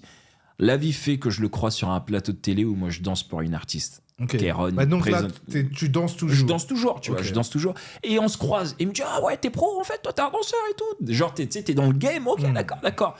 On rigole bien et tout. Le soir, il m'envoie un message, il me dit vas-y, tu veux jouer quand? Moi, dans ma tête, je dis ça y est, bam. Et je lui donne une date 1 mois plus tard, tu vois. Je viens, je fais la date. J'avais rien préparé. Hein. Ah, ok. J'écris le jour même. Je dois jouer 5 minutes, je joue 11 minutes. Ça se passe hyper bien. Mais du coup, t'as jamais fait de non, sketch? j'ai juste fait, moi, le seul truc que c'était que à l'église que j'étais monté en humoriste ou one-man show façon, tu vois. Donc t'étais déjà monté sur scène parce que j'étais déjà monté sur scène, tu vois, à l'église, mais dans des chrétiens, avec la danse, tout ça et tout. Donc j'ai un peu cette expérience de la danse, tout ça, mais stand-up, monter, tout ça, non, je connaissais. Et t'avais pas la pression? Si, j'avais la pression, j'avais peur, mais par contre, non, je pensais pas ça. Je savais que dès que j'allais arriver sur scène, j'allais envoyer tout ce que je sais faire, quoi. Le corps, les grimaces, le truc. Et je suis venu avec un truc. Et ça, franchement, ça s'est hyper bien passé, ma première scène. Du coup, il y a un humoriste qui kiffe. Et il me dit, ah, vas-y, demain, j'ai une autre scène, viens. Moi, je suis toujours dans mon euphorie de la veille et tout. J'arrive le lendemain, je joue, je bide. Oh, mec. Oh. Bide, c'est-à-dire personne rigole. Bide sale. Mais personne rigole. Mais tu sais... Je refais le même truc qu'hier. En tout cas, je crois refaire le même truc qu'hier. Mais quand je te dis personne rigole. Mais comment c'est possible? J'ai bidé, frère. C'est là où j'ai appris le métier. Parce que t'as refait le même sketch? J'ai refait le même truc, même énergie, du début à la fin, 0 rire. Et j'avais un pote qui me connaissait de la danse en plus. Ouais. Et je disais rien, moi, danseur, que j'étais. Donc je le croise par hasard. Il me dit, ah, t'es là? Ouais, je fais du stand-up et tout. J'ai joué hier pour la première fois. Ah, ça va être cool, tout ça. Et il me voit bider, mec. Il me croise après. Tu sais quand tu bides, le mec, il te parle pas de ton passage. Mais comment tu gères ça quand tu dis tu bides? Est-ce que c'est parce qu'il n'y a pas de rire? Il n'y a pas de rire. Il n'y a pas de rire. En plus, c'était dans un espèce de café-bar. T'entends les verres, t'entends tout. Sauf des rires. T'entends tout. Quand on dit là, t'entends les mouches voler. Waouh! T'entends les mouches voler. T'entends les gens respirer. Mais quand c'est comme ça, tu restes dans le... Mais tu te bagarres, je reste pro, tu vois, parce que j'ai été danseur, donc je reste pro, je vais jusqu'au bout. Mais je sors Mais t'as juste pas le sketch en non, même je temps. connaissais rien encore, parce que j'avais pas l'expérience de la scène. C'était les débuts. Je fais comme j'ai fait hier. Mais non, nul, je bide. Le gars danseur qui me connaissait, il vient me voir à la fin, il me fait « Ah, tu vas bien frérot, et tout ça. Il a dansé comme... » Ah bâtard, il me reparle de la danse, et la danse c'est comment? Je sais pas, la danse, ça va, tranquille. Et il me parle pas de mon rien. Je dis ah ouais, mais j'ai pas lâché l'affaire. 2011, je continue de danser. Je fais mes trucs à droite et à gauche. Je dis pas aux danseurs que je suis stand-upper. Je dis rien, je garde ça pour moi. Et il y a un de mes meilleurs amis de l'église qui lui aussi commençait à se lancer dans la comédie, mais pas dans le stand-up. Il me propose d'aller au Jamel Comedy Club. Tu vois, il me dit ah viens, on va au Jamel Comedy Club. J'ai des places. Et on va au Jamel Comedy Club. Et moi, je suis là où j'ai toujours voulu être. Tu vois. Quand je t'ai dit, quand je suis dans mon monde sciatique, je me dis c'est le Jamel que je veux faire, tout ça et tout. Parce qu'après le Jamel, ça va me permettre de pouvoir faire du cinéma parce que les gens vont me voir sur scène. Je vais créer mon identité comme ça. Donc quand j'arrive au Jamel, je m'assois. À l'époque, c'est Issa Doumbia et Alban Ivanov qui présentent. C'était les scènes ouvertes du Jamel Comedy Club. C'était pas la troupe, c'était les scènes ouvertes. Je crois qu'il y avait Nawel Madani aussi qui venait à cette époque. Je crois qu'elle faisait partie de la troupe aussi, mais elle venait quand même aux scènes ouvertes pour tester ses blagues, tout ça et tout, tu vois. Et Walidia, tout ça et tout, tu vois. Moi, j'arrive, je m'assois et je vois Issa Doumbia, Alban qui présentent. Et puis à un moment, ils font l'hymne national, tu vois, la Marseillaise. On va tous chanter la Marseillaise et on chante. Tu vois, une petite ambiance, ouais, ok, on chante, Comedy Club, Marseillaise, tout ça. Et puis à un moment, ils coupent, ils se disent, vous êtes des fous, vous avez cru qu'on allait chanter la Marseillaise. Et là, ils mettent un son de Michael Jackson. C'est quoi if you want to start something, you have to start something. Tu vois, je crois que c'est ça, je dis pas de bêtises, le titre, pardon, Michael Jackson. Rest in peace. Et là, j'ai la chair de poule parce que j'entends Michael. Ouais, c'était 2 éléments, quoi. 2 éléments, et je suis au Jamel Comedy Club. Frère, quand je te le dis, j'ai la chair de poule, et je les vois en train d'animer la salle, tout le monde crie, moi je suis là. Je me dis, c'est là où je dois être. C'est là où je vais être. Tu vois, je sais pas quand, mais je vais être sur cette scène bientôt. Et je croise le directeur artistique des scènes ouvertes, qui s'appelle Jean-Michel Joyaux. Un de mes potes me dit, ah, c'est lui qui s'occupe de caster... les nouvelles recrues au Jamel, en tout cas les débutants, tout ça et tout. Je le croise, je le regarde, tu vois, Jean-Michel Joyaux. Le soir, je rentre et je l'ajoute sur Facebook. Et dans ma tête, je me dis, en l'ajoutant sur Facebook, il va voir que je suis danseur. Je sais pas, et comme il va voir que je suis danseur, il va sûrement me parler, il va me dire, ouais, ce serait bien que je me fais ce scénario-là. Je l'ajoute sur Facebook, il accepte mon invitation, il m'envoie un message, il me dit, ah, danseur, trop bien, ça serait bien qu'il y ait de la danse au Jamel Comedy Club. Moi, je me dis, bim, voilà, tombé dans le piège. Je lui dis, pas de souci, quand vous voulez, je vais monter une petite équipe, on peut se faire un truc, on se donne une date. Moi, je monte une petite équipe de danseurs et tout, on fait un truc, danse et en même temps drôle, tu vois. C'est entre la danse et la comédie, tu vois. On fait super drôle. Aussi simple que ça. C'est une dinguerie. Ouais. Tu vois, tout le monde kiffe. Il y avait Bounaïmin, Alban, tout ça à l'époque, je fais ça, Nawel, tout le monde kiffe, tout ça et tout. Et du coup, moi, je me dis, voilà, là, maintenant, je vais pouvoir dire que, tu vois, je peux me positionner en tant que stand-upper parce que, pareil, il fallait avoir des vidéos et montrer que tu avais joué pendant un petit moment et ça prenait du temps, tu vois. Et tout le monde est content. Jean-Michel Joyaux est super content de la prestation, tout ça et tout, de ce qu'on a monté. Et je vais le voir, je dis, sinon, moi aussi, je fais du stand-up il n'y a pas longtemps et j'aimerais, c'est possible de venir. Il me dit, tu viens quand tu veux. Et c'est là que ça commence, mec. Je viens. Scène ouverte, première scène ouverte, Jamel Comedy Club, ça se passe hyper bien. Nawel Madani me voit jouer là pour la première fois, Alban Ivanov, tout le monde kiffe, ils viennent, ils me check. Nawel qui vraiment, elle me check de ouf, tout ça et tout. Et voilà, à partir de là, j'ai commencé à faire une petite gamme, mais je n'étais pas encore sérieux. J'y allais une fois par mois à Jamel, tu vois. Je faisais juste les scènes ouvertes, mais je ne travaillais pas sérieusement. Je continuais ma carrière de danseur. Et puis, c'est vraiment en fin 2013. Non, 2014, début 2014, je me dis, tu sais quoi, je vais être sérieux parce que moi, je veux arrêter la danse. Okay. J'étais sur la comédie musicale disco. Pour moi, je me dis, c'est mon dernier contrat en tant que danseur. Après, c'est fini. Peu importe ce qui va se passer, j'arrête. Parce que pour moi, disco, c'était l'apothéose de ce que j'avais fait en tant que danseur parce que c'était mon univers, Soul Train, et même disco, le plan, regarde ce qui se passe. Je sais pas si tu connais Soul Train. Ouais, je connais Soul Train. Pendant 2 ans, je mate Soul Train tous les jours. C'était un chorégraphe avec qui j'avais bossé en Allemagne qui me donne un DVD, un DivX de Soul Train. Et pendant 2 ans, je mate tous les jours. Et moi, je suis un fan des années 70, 60, 80, tout ça. Je kiffe, tu vois, la musique à l'ancienne. Je suis vraiment une vieille âme, tu vois. Et tous les jours, je mate ça. Je me fais les steps, je suis là. Et disco, il s'avère que c'est cet univers-là quand ils font le casting. Donc moi, je viens faire le casting. C'est un casting privé. Et sur le casting privé, ils veulent que 4 danseurs. Ils veulent que 6 danseurs, 4 filles et 2 mecs. Sur les 2 mecs, on va dire la vérité, ils voulaient un seul noir et un blanc parce que c'était à l'époque encore des quotas. Tu vois, tu faisais pas, fallait, n'était pas encore. Donc j'ai la vérité, hein, désolé l'équipe, mais c'était ça, c'était fallait, c'était un noir et un blanc parce qu'il fallait pas que ça soit 2 noirs, sinon tu vois. Et man, moi, et il y avait déjà un danseur qui était déjà pris parce qu'il connaissait le chorégraphe et il connaissait le metteur en scène de cette comédie musicale. Donc lui, il était déjà pris d'office et c'était un danseur noir. Donc moi, ça joue entre moi et un danseur français et chilien. Et je sais que tu vois, mais moi, je m'en fous. Je suis même pas dans ce délire-là. Ouais. Je pense même pas à ça. Je suis pas dans ce délire. Moi, je suis content d'être là. Je suis reconnaissant d'être là et je suis content d'être dans cet univers disco que je kiffe. Où je peux à la fois faire mes grimaces, faire le comique, danser, faire mes petits flows à l'ancienne et tout, à bien. Je t'assure, je suis au top de ma life.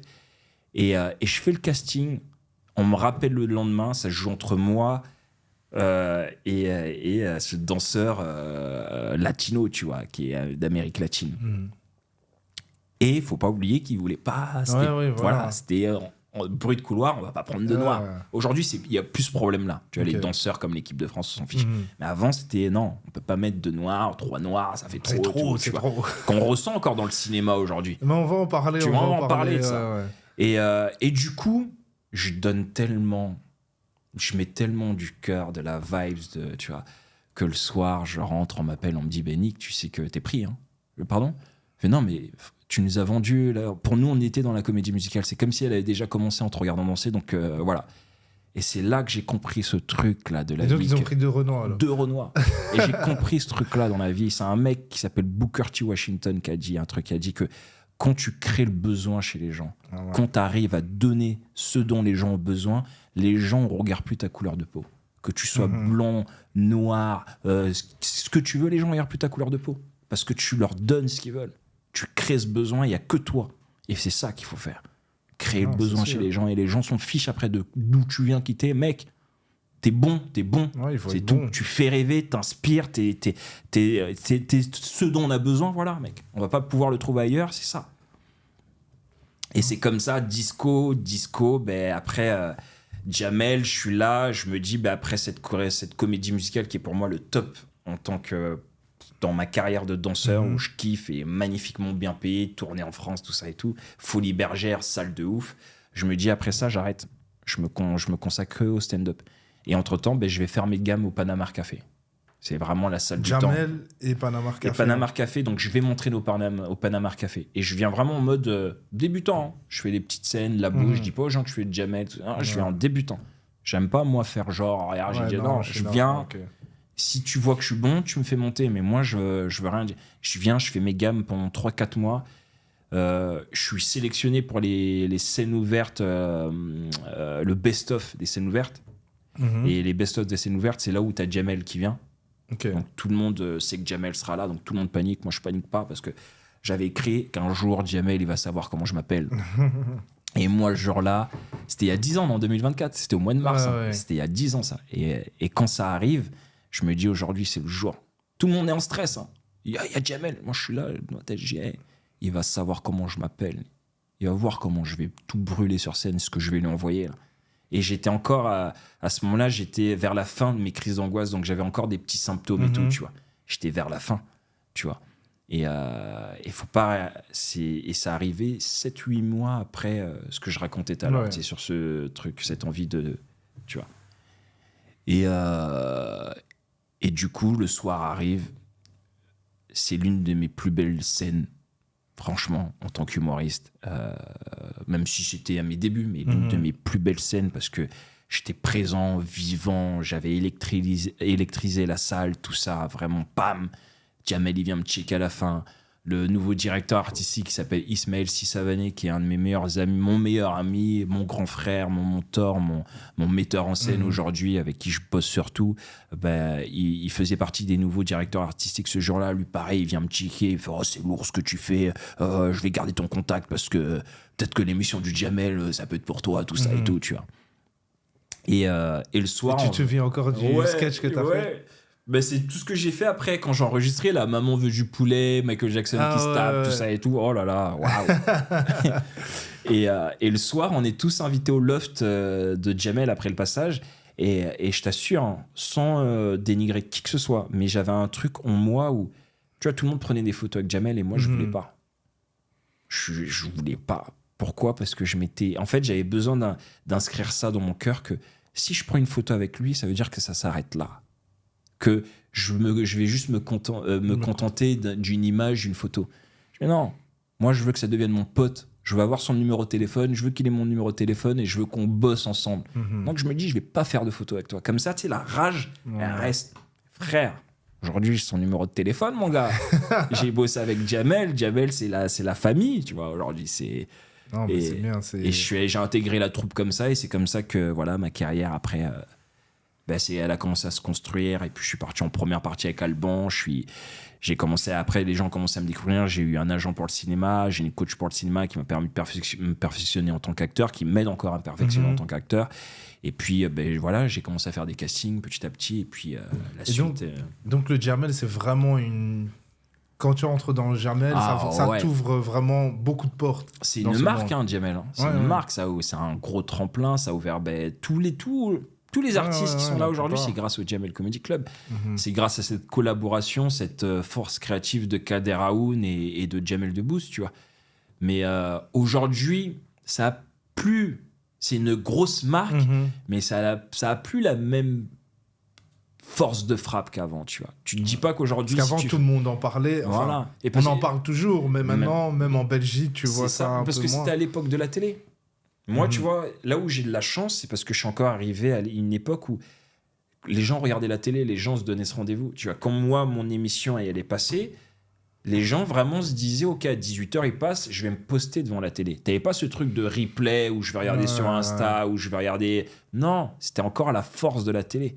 C'est-à-dire que tu fais ton passage, le soir, t'as 3000 ajouts sur Insta, direct. Alors qu'aujourd'hui, tu fais un truc à la télé, les gens, ils regardent pas. Genre, je vais soit regarder après, ou je vais regarder sur Insta ou sur TikTok. Sur TikTok, non, c'est sûr. Donc, quand tu passes à la télé, t'étais quelqu'un, tu vois. Non, tout le monde était là. Tout le monde était là. Et c'est ça qui fait qu'aujourd'hui, j'ai encore cette chance où quand les gens me croisent dans la rue, bon, maintenant, ça va, j'ai réussi à créer une petite actualité en postant beaucoup sur les réseaux. Mais avant de beaucoup poster sur les réseaux, les gens, quand me croisaient dans la rue, Jamel Comedy Club, l'américain, le truc. Parce que tu rentres dans la tête des gens quand tu fais un truc télé. Surtout à une époque où la télé, c'était la télé, quoi. Non, c'est sûr. Tu vois. Et comment ça se passe quand tu es dans le Jamel Comedy Club au niveau de l'ambiance avec les autres humoristes, etc. Est-ce que tout ça se passe, c'est tout beau et tout rose? Franchement, nous, il y a de la compétition. Oui, il y a de la compétition. Mais saine, en tout cas de mon côté. Okay. Tu vois, je ne parlerai pas à la place des autres parce que je ne sais pas vraiment ce que les gens... Mais moi, de mon côté, oui. Et j'étais un rookie, moi. Moi, je faisais... j'étais le petit nouveau. J'étais dans une grosse troupe. Il y avait Alban, Bounaïmin, Tony Saint-Laurent, Paul Serré, Foudil Kaibou, Jason Brokers... Fadili qui arrivait après avec, je crois, avec Jason, tout ça et tout, mais c'était une team énervée. Younes et Bombi, c'était Jean-Philippe Vizini, c'était une grosse équipe. Farid Chamek et moi j'étais avec Farid Chamek, Younes et Bombi, Fadili, on était un peu les rookies, tu vois. Fadili, c'était la seule meuf, donc tu vois, quand t'es la seule fille dans une troupe, tu vois, c'était une rookie aussi, mais qui était quand même, tu vois, en place, tu vois, les frères, ils sont là, tu vois. Ouais. Moi, j'étais rookie, mais rookie où tu vas faire tes preuves. Ah ouais, mon gars. Et le seul qui m'a vraiment donné cette force-là, cette chance, qui a été bienveillant avec moi, c'est Ismaël Sissavané. Okay. Qui m'a vraiment protégé de tout ce qui pouvait se dire à côté. Tu vois, des gens qui pouvaient dire mais qu'est-ce qu'il fout là, lui, des trucs comme ça. Donc j'entendais pas. Moi, je l'ai appris après. Et heureusement qu'il m'a protégé, tu vois. Donc il y a quand même. Ouais, c'est après qu'il m'a dit, il m'a dit, dit, mec, les gens ils comprenaient pas pourquoi t'étais là, pourquoi on t'avait choisi, tu vois. Donc heureusement qu'il m'a pas dit ça sur le moment, parce que c'est des trucs qui peuvent peut-être te déstabiliser, tu vois. C'est ça. Mais non, j'étais heureux d'être là et je faisais mes gammes, j'apprenais, je regardais comment les autres y bossaient. Pendant 2 ans, c'était toujours moi qui passais en premier. Tu vois, la place du premier, elle est dure, mec. Et surtout au Jamel, parce que le Jamel, c'est une marque. C'était l'une des salles les plus dures à l'époque, parce que les gens, ils payaient 40 balles par tête, plus les verres, et puis tu viens, la boisson, et puis tu viens t'asseoir, tu te dis, t'es au Jamel Comedy Club, donc le mec, il va venir, il va pas me faire rire, il va me tuer de rire. Et puis tu t'attends à ce que Jamel soit là, et Jamel il est pas là, et tu sais que c'est l'endroit où t'as une Malik Bentala, les Nawel, Wally, Dia, Thomas Njijol, tout ça. Donc si t'es là, t'as des autres attentes, quoi. Voilà, c'est comme si tu joues au PSG, frère. Ouais. Tu dis ah ouais, toi c'est toi qui joues ce soir.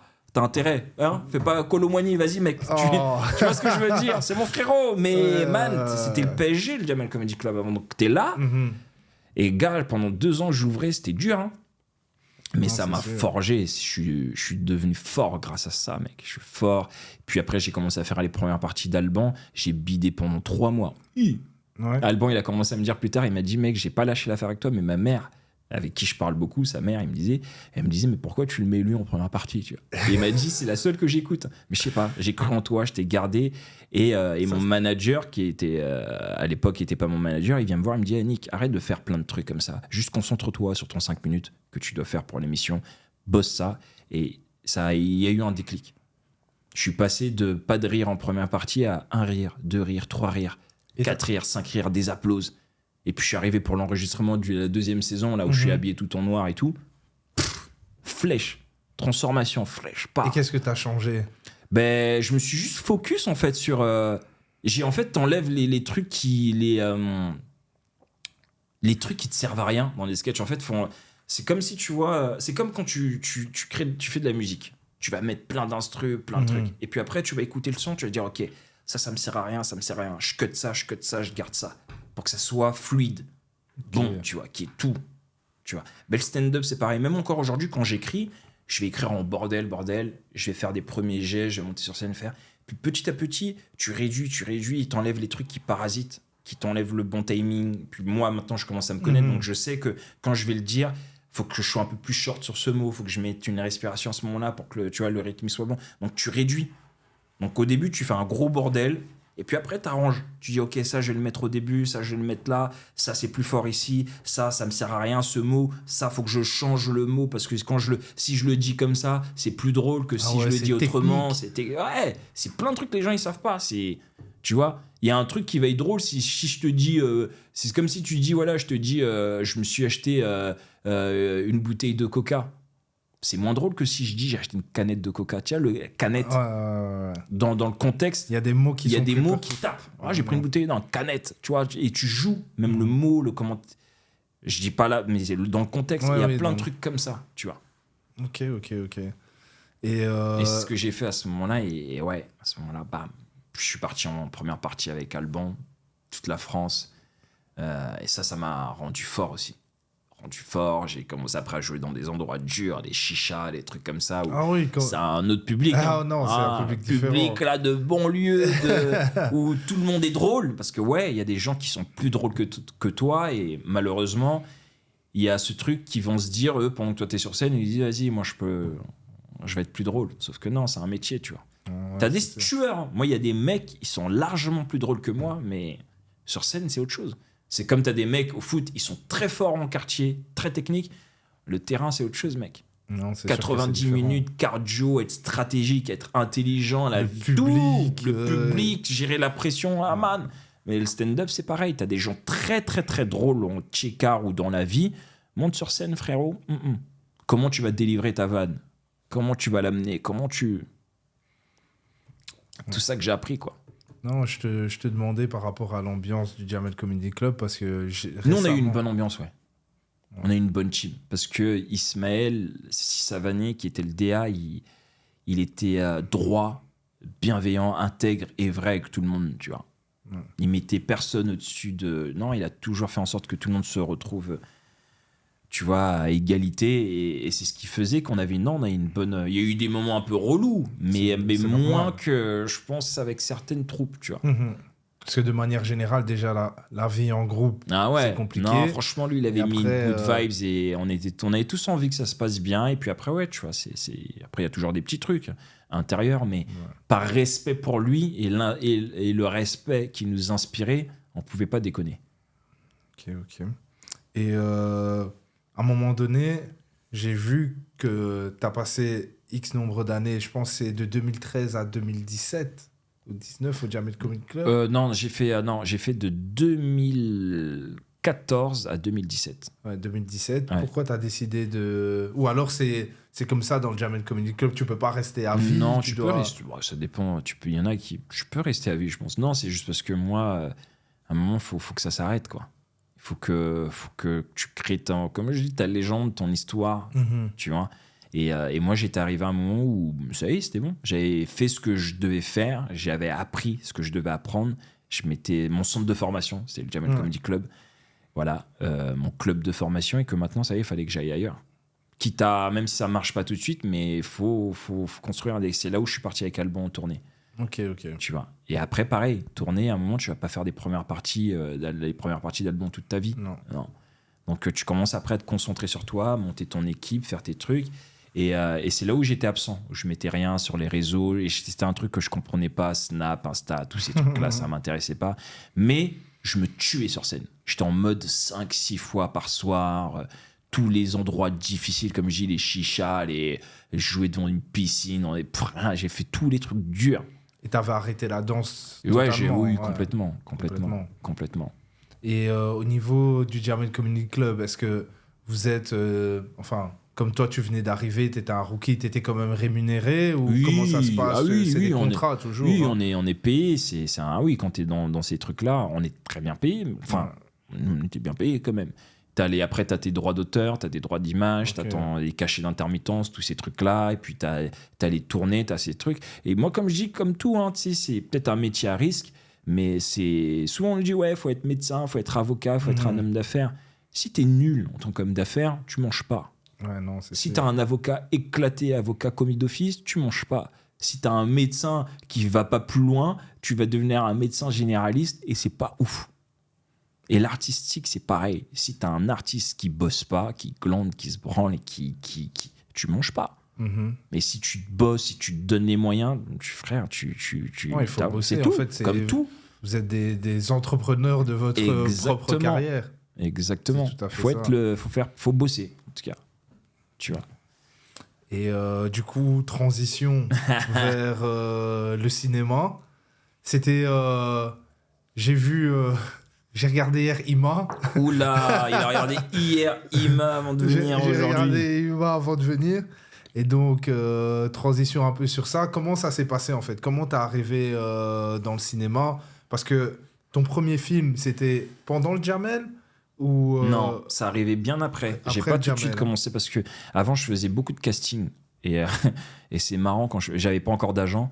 Et quand j'avais des petits castings qui me tombaient dessus par hasard comme ça, et à chaque fois que je faisais des castings, on me disait oh, tu fais pas noir de France.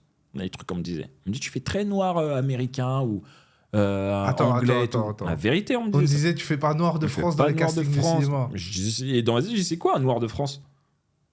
Tu sais, j'avais pas la réponse. Je dis c'est quoi un noir de France? Et on me disait tu fais très américain ou anglais, tout ça et tout. Tu devrais réfléchir aux États-Unis. On me dit des trucs comme ça.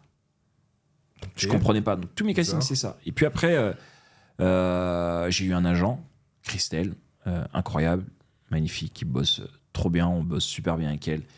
J'ai commencé à faire des petits... Elle a eu pareil un plan avec moi. Elle me disait, tu vois, on va commencer des castings. Tu vas pas les avoir tout de suite, mais l'idée, c'est que tu t'habitues à ça et qu'on commence à progresser, qu'après, il y a des callbacks. Et puis après, tu vas voir. Et je lui ai fait confiance et je me suis fait confiance aussi. Et puis Ismaël m'a donné le contact d'une coach en cinéma qui s'appelle Karine Nuris, incroyable. Ismaël, c'est mon metteur en scène. Okay. Ismaël Sissavané, ouais. Isem. Il s'appelle Karine Nuris, qui est l'une des plus belles rencontres de ma vie jusqu'à aujourd'hui, qui est vraiment... elle le sait, voilà, je lui dis franchement tout ce que je fais au cinéma et puis même aussi comment j'ai j'ai aussi appris à me connaître humainement, tu vois, toutes ces phases psychologiques. Elle m'a beaucoup, beaucoup aidé à ce niveau-là et elle m'aide toujours, tu vois. Et c'est j'ai pas la vieillir parce qu'elle est pas vieille, mais c'est voilà, pour tous les gens qui bossent avec elle, c'est voilà, c'est comme une mère incroyable, une amie incroyable, une grande sœur incroyable et une coach de dingue, en tout cas. Et voilà, j'ai commencé à bosser avec elle. Et ouais, je bosse toujours avec elle. Hein. C'est dur le cinéma, hein, être acteur, tout ça. Mais je suis arrivé, elle m'a vraiment, vraiment récupéré de quelque part. Parce que tu penses quand t'es stand-upper que t'es un bon comédien et tout. J'ai été éclaté. Tu viens avec tes trucs théâtrales, des trucs. Ah non, elle nous a nettoyé, tout ça. Et puis j'ai commencé à faire des castings et je suis passé de casting à pas de retour à callback. On veut te revoir. Ben ça y est, t'es pris sur un petit truc, tac, petite apparition, un petit truc. Et puis un jour, je fais un casting pour le film de Danny Boone qui se passe pendant le confinement, 8 rues de l'humanité. Et pour le premier rôle, tu vois. Et ça se joue entre moi et 6 autres comédiens. Donc mon agent très content, il me fait Nick, t'as vu Danny Boone, voilà, il t'a gardé dans les 6 personnes qu'il veut et tout. Et finalement, bon, je suis pas pris. Parce qu'après, des fois, ça joue sur beaucoup de choses. C'est physique, c'est comment ça match avec l'autre personne comme ça, en face. Danny Boone, il est là, il aide à choisir Je crois, je pense. Oui, c'est un peu lui, dernière étape qui regarde les vidéos, tout ça et tout. C'est callback, souvent, tu as le réal qui est là. Bon, moi, il n'était pas là parce qu'il y avait le Covid, donc on faisait attention, donc il regarde les vidéos. Mais j'ai eu un truc qui m'a énormément touché, c'est que je crois que Danny Boone a envoyé un message à mon agent, à la directrice de casting, en disant qu'il avait beaucoup aimé mes vidéos, ma tape, et qui, même s'il me donnait pas le premier rôle, qui me voulait absolument dans le film, et qui voilà, qui m'offrait une scène. C'est Danny Boone, mec. Ouais. Danny Boone qui te dit ça, tu vois. Moi, je suis dans mon coin en mode ah ouais, ok, pas de problème. Mais merci, mec. Danny Boone, t'es petit, tu le regardes. Et c'est un acteur français que j'adore, tu vois, parce que burlesque, très bon comédien, gentil. Donc ouais, j'ai été tellement reconnaissant, donc j'arrive, et bon, on stresse aussi, hein, par contre, hein, stressé, j'ai stressé comme un ouf. Donc j'avais une scène avec lui, on doit l'arrêter, je joue le rôle d'un policier dedans et tout. Je stressais, première expérience au cinéma. En plus, moi, j'apprends mon texte comme un ouf pendant 2 semaines. Le matin, j'arrive, la script, je sais pas ce que c'est une script, tous ces trucs-là, qui me dit « Ah, on a changé les trucs. » Vous allez changer quoi? J'ai appris le texte et tout pendant 2 semaines et non, il a été adorable parce qu'il me voyait stressé et il m'a formé sur cette journée de tournage en mode non, t'inquiète, ça va bien se passer, respire, prends ton temps, t'inquiète, on recommence. Franchement, j'aurais pu me retrouver face à un autre acteur qui me dit vas-y, il stresse trop, mettez-moi quelqu'un d'autre ou vas-y, c'est bon. Non, mec, il m'a écouté et il m'a accompagné, tu vois, parce que je stressais de ouf, quoi. Et donc voilà, première expérience au cinéma. Et puis après, Ima, pareil, autre casting. Ima, ça arrive... Donc t'as fait le film avec Danny Boone. Danny Boone. Après, le reste, c'était des petites apparitions, séries, voilà, Tropique Criminel, HPI, tu sais, des petits trucs comme ça que je faisais et tout. Donc pas des gros trucs, mais je faisais quand même des gros castings pour des trucs. Mais c'était soit callback et au final, ça allait pas plus loin. Et Ima, ça arrive l'été 2021. Hein. Ça arrive l'été 2021, ça se fait très vite. Mois de juillet, casting, on m'envoie ça par mail. On me dit, il y a un film qui se fait, pas gros budget, mais ça va se tourner à Kinshasa. Un film avec Dadju. Moi, je lis tout ça, tu sais, je vois ça par mail, mon agent qui m'envoie, je vois ça, je dis, bon. Je me dis, Kinshasa, je me dis, j'ai jamais été au Congo, j'ai bien envie, tu vois. Tu vois, c'est mon pays, c'est chez moi, et je me sens prêt pour y aller et tout. Donc, tu vois, je fais le casting, et le rôle, c'était pour le rôle du manager de Dadju. Et moi, je les connaissais un peu, cette équipe, tu vois. Je connaissais un peu cette équipe, et c'est des mecs que j'apprécie énormément. J'aime bien leurs vibes. Dadju, pareil, big respect pour ce qu'il fait. Et à l'époque, son manager, c'était Joss. Donc, c'est des mecs que je croisais, kiffent la vibes, quoi. Donc, je connaissais à peu près le personnage. Donc, moi, quand je fais le casting, je vois à peu près ce qu'ils veulent. Donc, je sens que je peux l'avoir, tu sais, le rôle du manager et tout. Donc, je fais le casting, et ça se passe bien. Ils veulent me revoir en callback. Donc là, je viens pour le callback et tout.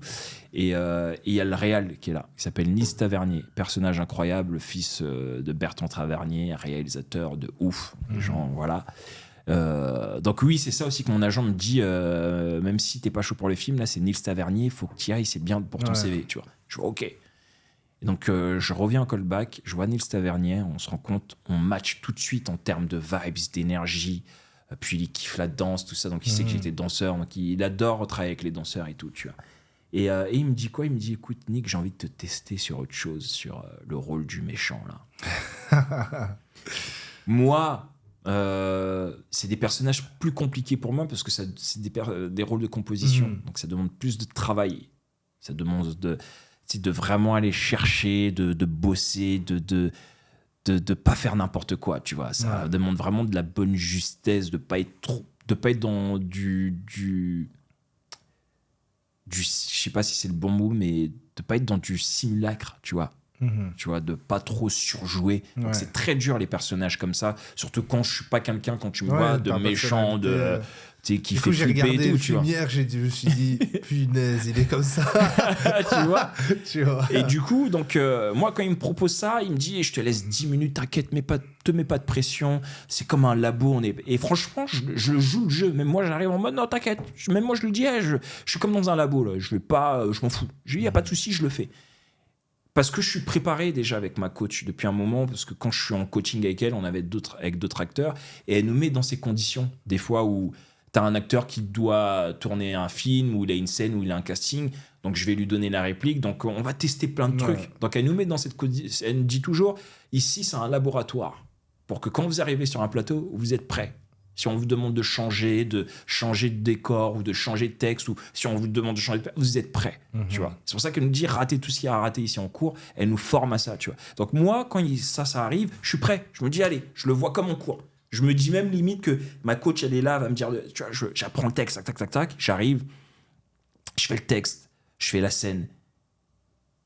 Et ça se passe bien, tu vois, il aime bien, tu vois, il sent un peu ce truc dur et tout, il me dit, faut qu'il y ait un peu un truc vicieux, pervers, mais il aime bien. Et il me dit, écoute, si je dois te prendre, c'est sûr que je te prendrai pour le rôle du manager, mais le rôle du boss aussi, mais ça va demander un peu plus de taf, que je sois avec toi, que je t'accompagne, et on n'a pas beaucoup de temps, tu vois. Donc, 2 semaines passent, on m'appelle pour me dire finalement que je suis pris pour le rôle du manager, content, première fois...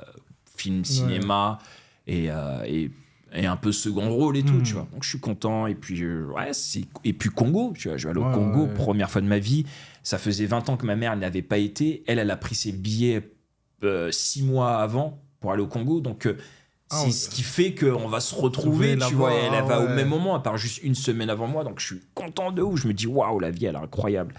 15 jours avant le départ, non 10 jours avant le départ, 15 jours avant le départ, on m'envoie un message pour me dire, un mail, mon agent qui me dit je suis désolé, moi déjà quand je vois mail, j'arrive à la salle de sport, j'étais avec mon coach et je vois juste mon téléphone qui vibre et je vois le nom de mon agent par mail, je me dis ça sent pas bon ce truc, je sais pas pourquoi. Et je vois mail, et la première fois que je vois, c'est malheureusement. Je me dis, c'est quoi la merde? Qu'est-ce qui va pas dans ma vie? T'étais là, on te fait ça. Et elle me fait malheureusement, finalement, le film, c'est mort parce que Dadju, c'est ce qu'il avait un peu prévu, tu vois. Il veut que ça soit son manager qui joue le rôle de son manager, tu vois. Donc, finalement, ça va aller dans ce sens-là, tu vois. J'ai un peu la rage, tu vois. Mais c'est sa direction artistique. On peut pas juger, c'est son film, il fait ce qu'il veut, c'est son choix, tu vois, et tout. Donc, mais juste moi de mon côté, je suis là, putain, tu vois, tout ça et tout. Et franchement, c'est un petit coup.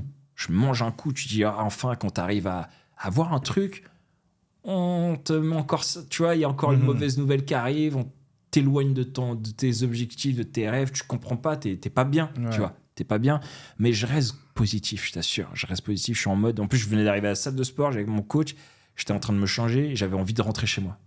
J'ai dit, non, tu sais quoi, je pose mon téléphone, je dis, c'est pas grave. Je fais ma séance, et je suis en mode déter, je fais, bon, on m'a dit non, ben vous allez voir ce qui va se passer. Je vais faire ci, ça, je commence à mentaliser dans ma tête. En plus, c'est un non, mais c'est un non parce que... Voilà, tu vois. C'est pas parce que t'es pas bon. Ouais, mais ça fait mal quand même. Ça fait mal, parce que t'es proche de quelque chose, tu vois. Et puis je pense à ma mère qui va au Congo, tous ces trucs-là, tu vois. Et Et à la fin du mail, mon agent me dit ouais, mais t'inquiète, le réal il va t'appeler, il te voulait absolument dans le film, il t'a beaucoup aimé, tout ça et tout. Et moi ça me va, tu vois. Je me dis ouais, je suis content d'avoir créé cette connect avec lui, ça me suffit. Peut-être on se retrouvera sur un autre projet, tu vois.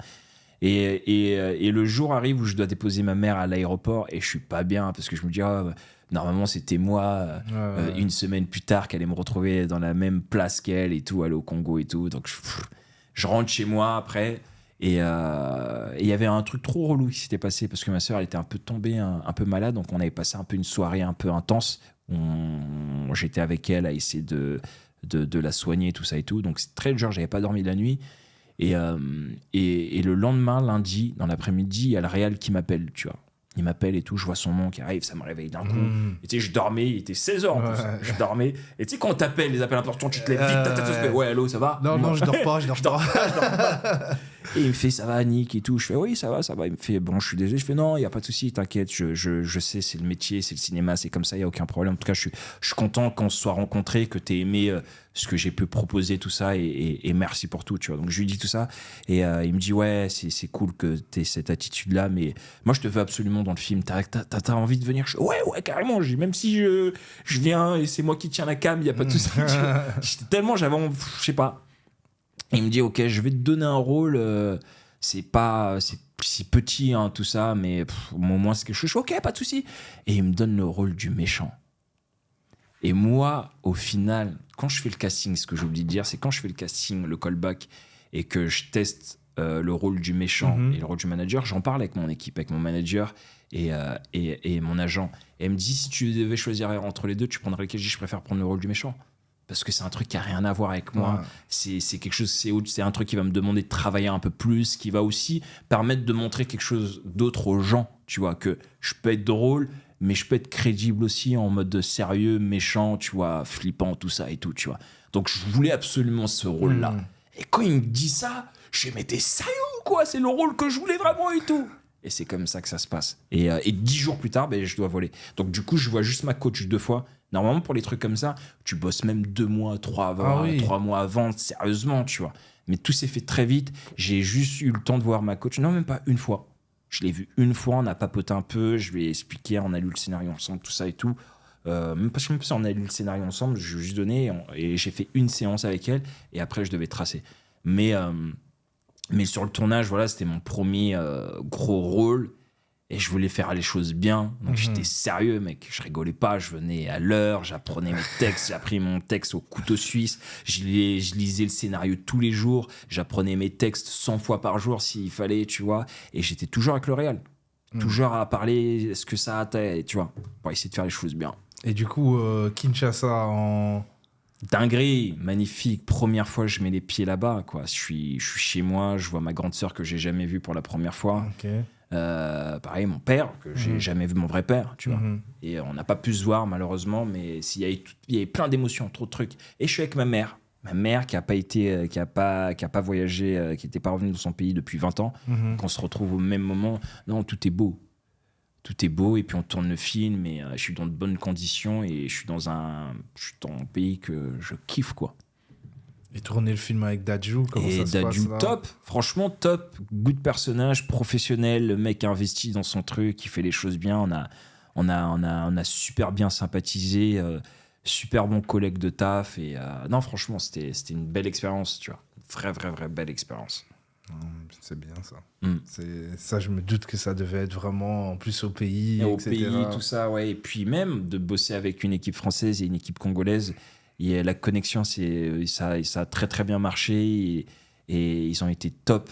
L'équipe du Congo, ils ont hyper bien bossé, l'équipe française aussi. Donc non, on a fait du mieux qu'on pouvait, quoi. Et du coup, là, à ce moment-là, tu te dis pas, bon, je veux plus m'orienter vers le cinéma ou tu continues? Non, je suis toujours jusqu'à aujourd'hui. Hein, c'est un truc, les deux, moi, je veux faire les deux. Moi, j'adore la scène parce que c'est instantané, si tu parles avec les gens, tu parles de... Tu vois, aujourd'hui, comme je dis, je fais plus des blagues comme quand j'ai commencé. Tu fais des blagues pour faire des blagues. Aujourd'hui, j'ai vraiment envie de me livrer aux gens, tu vois. J'ai envie de me livrer aux gens. J'ai envie d'aller dans les coins les plus sombres, tu vois. Mais pas après faire une conférence TED sur scène, mais c'est de faire rigoler les gens avec ce qu'on vit vraiment, parce que c'est ça c'est ça déjà qui te rend authentique, et c'est ça qui fait rire. quand c'est vrai, quand c'est personnel. Plus c'est personnel, plus ça parle aux gens. Donc, je suis dans cette démarche-là. Je me regarde, donc c'est tout.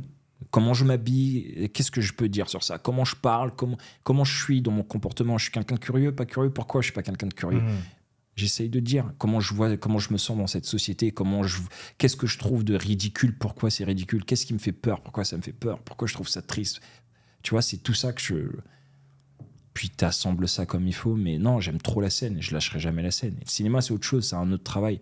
Et ce que j'aime dans le cinéma, encore une fois, comme je disais, c'est ça, c'est quand tu fais ton premier film et ça arrive, et là tu dis ok, maintenant il se passe quoi? Ouais, c'est quoi la suite? Tu vois, parce qu'au final, le kiff, c'est tout ce qui se passe avant. Ouais, c'est le processus. C'est le processus. Ouais. C'est de pouvoir bosser avec ma coach, c'est de pouvoir travailler dans mon coin, quand j'apprends le texte, quand je travaille le personnage. C'est ça qui est kiffant. Parce qu'après, tu tournes, ça c'est kiffant, mais quand c'est dans la boîte, ça t'appartient plus. Non, c'est sûr. Le truc, il sort 6, 9 mois plus tard, toi, t'es déjà sur autre chose.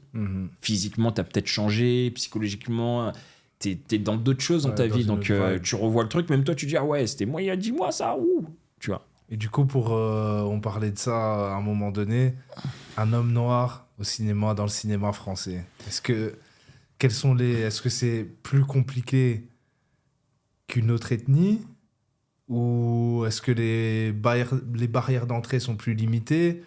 Vu que toi, tu as été dedans, qu'est-ce que tu as remarqué dans cette industrie? Parce que c'est une industrie qu'on ne connaît pas beaucoup, en fait, en soi. Ouais. On voit les films, mais... C'est une industrie qui est... Déjà, le cinéma français, ça a toujours été on a toujours eu un bon cinéma français, des acteurs incroyables, des réals incroyables. Mais oui, il y a encore cette barrière. Il y a cette barrière parce que, malheureusement, quand t'es noir, pour l'instant, ce qui marche dans le cinéma français, noir ou arabe, c'est que... C'est le stéréotype. C'est le stéréotype. Ouais. Le cinéma, encore, qu'on accepte, qu'on met en avant, sur lequel on sort aussi les thunes, c'est quand il y a les noirs, sont des noirs de quartier. Kaira, Kaira, sans papier, tu vois. Ouais. Pareil, arabe, Kaira, sans papier, tous ces trucs-là, il y a de l'argent pour ça. Mais quand maintenant, il faut faire En fait, c'est comme si on pouvait pas montrer des côtés, on n'arrivait pas encore à montrer on n'est pas violent, on n'est pas méchant, et c'est pas nous. Surtout que tout le monde est violent, tout le monde est méchant en fait. C'est pas un truc qui appartient aux Noirs ou aux Arabes d'être fou, d'être méchant ou quoi que ce soit. Oui, on a beaucoup en banlieue, en cité, mais tout le monde est méchant, tout le monde est violent. Asiatique, indien, mexicain, blanc, tout le monde est fou, tout le monde est méchant, tout le monde est dangereux. Mais on accentue beaucoup ça, tu vois, dans le cinéma français. On va accentuer sur le noir dangereux, sur l'arabe dangereux, on va montrer que ça. Et ça, qu'est-ce que ça fait? Ça augmente ce stéréotype-là en France. Ça fait que le grand public, les téléspectateurs, les gens qui ne connaissent pas, ils ont que cette image-là de nous, tu vois. Et on ne peut pas leur en vouloir des fois, parce que c'est un travail d'image, de médias. C'est les médias. Alors que demain, il y a un film, quand il y a des films romantiques, tu vas voir un film et l'affiche, ça va être que des acteurs blancs. Et quand tu regardes, tu sais que c'est un film français. Tu ne te dis pas que c'est... Si demain, tu fais un film romantique et tu mets 3 acteurs noirs, qu'est-ce qu'on va se dire? On va se dire, c'est un film communautaire. Ça parle... Pourquoi c'est pas juste un film français aussi, avec des noirs? En général. Ouais. Mais tu penses que c'est à cause de quoi, ça? Il n'y a pas assez de réalisateurs... Non, c'est juste que c'est une barrière qu'il faut casser petit à petit. Il faut que aussi les réalisateurs, noirs, acteurs noirs. Est-ce qu'il y en a beaucoup des réalisateurs? Je pense qu'il y en a. Après, je les connais pas tous. Encore, c'est aussi ce truc-là. On les connaît pas tous aussi. Il y a beaucoup d'acteurs noirs talentueux, très bons, très forts. Mais ça y est, il faut qu'on... Moi, déjà, je suis dans un truc où... Tu vois, on a grandi aussi avec ce truc-là quand t'es noir. Nous-mêmes, on a besoin aussi de se libérer de ça, ce truc de... Fais attention, t'es noir, faut pas parler trop fort, te fais pas trop remarquer, t'es noir, tout ça. Nos parents, ils ont éduqué comme ça. Donc, on grandit avec, tu vois, ce paradigme-là, tu vois, ces petites peurs où tu t'assumes pas, tu dois t'excuser tout le temps. Même si tu t'excuses pas verbalement, physiquement, il y a un truc en toi, tu t'excuses d'être là. Tu t'excuses d'être là, ouais. Moi, pendant un long moment, tu vois, avec le fait de faire ce métier, tu sais, tu te retrouves en business, tu te retrouves dans des hôtels 4 étoiles, 5 étoiles. Ouais, quand tu arrives et que tu es noir, tu as besoin de justifier pourquoi tu es là. Ouais. Tu sais, le premier réflexe, c'est je suis là parce que je suis un artiste. Hein. Ou je suis pas. Tu sais, moi, j'habite à Paris et là, j'ai déménagé, mais j'étais dans un bâtiment sécure de ouf, code partout, ascenseur et tout. Et je crois qu'on est dans ce bâtiment, on devait être 2-3 noirs, mais très rare. Et je suis le seul. Et à chaque fois, quand je rentre le soir, et en plus, tu vois, des fois, moi, je suis habillé, je mets capuche, tout ça. Et quand je rentre le soir et que je vois une famille, tu vois, française qui rentre avant moi, non, j'ai une besoin... famille pas française. Ouais, tu voilà, vois, une famille... Une famille... blanc, en tout ouais, cas, voilà. pas comme moi, pas noir, je suis désolé. On va se dire les vérités, tu vois. Je les vois entrer dans le bâtiment, je rentre pas derrière eux tout de suite. J'attends qu'ils ferment la porte. Sérieux ? Et je tape le code. Pourquoi ? Pour leur prouver que j'habite dans le bâtiment et pour pas qu'ils aient peur. Tu vois ? Non. Mais ouais, mec. Ça, c'est dingue, ça. C'est dingue, mais parce que tu sais, sinon, moi, je suis déjà tombé sur ce truc, vous êtes là, vous habitez là. Je veux pas qu'on me dise ça. Tu veux pas cette... Je veux pas ce moment-là et je veux pas sentir ce regard-là. Donc, qu'est-ce que je fais pour éviter ça ? J'attends 2 secondes, ferme, je tape le code. Ah, tu vois, je connais bien le code. Ah, regarde, le deuxième, je le connais parce que j'habite là. Code de l'ascenseur, j'habite là. Je rentre dans l'ascenseur, je tape mon étage, je sors vite pour pas que tu flippes. C'est dingue, ça. Parce qu'on a ça à l'intérieur de nous. Par rapport à tout ce qu'on leur montre. Ouais, voilà. Tout ce qu'on leur montre sur BFM, tous les films aussi qui se montrent, qui justement alimentent ce truc de noir, d'arabe, voyou, Kaira, sans papier, tout ça. Wow. Combien il y a de noirs médecins, avocats, successful en France là ? Non, c'est vrai. D'hommes d'affaires incroyables, de gens, juste pas besoin d'être fils de diplomate pour être un noir riche ou sportif ou artiste. Combien il y en a qu'on montre pas ? Ouais. Et si on commençait à les montrer, ben déjà ça rassurerait un peu plus les gens. Ça donnerait un peu plus d'inspi aussi pour la communauté, pour les gens ici de l'immigration, la minorité, de se dire ah ouais, c'est cool de voir des films comme ça où t'as un noir là qui joue le rôle d'un avocat et qui joue pas un noir stéréotypé. Ouais. Lui-même il va se dire ah ça existe. Pour ceux qui savent pas, qui sont encore dans ce truc fermé, tu vois. C'est vrai que la télé c'est un vecteur très fort de stéréotypes et de la manière dont les gens voient le monde. Je suis pas dans un truc de révolution ou quoi que ce soit, mais je suis juste dans un truc de c'est bon en fait, on connaît, on a tout vu sur les trucs de cité, on le sait.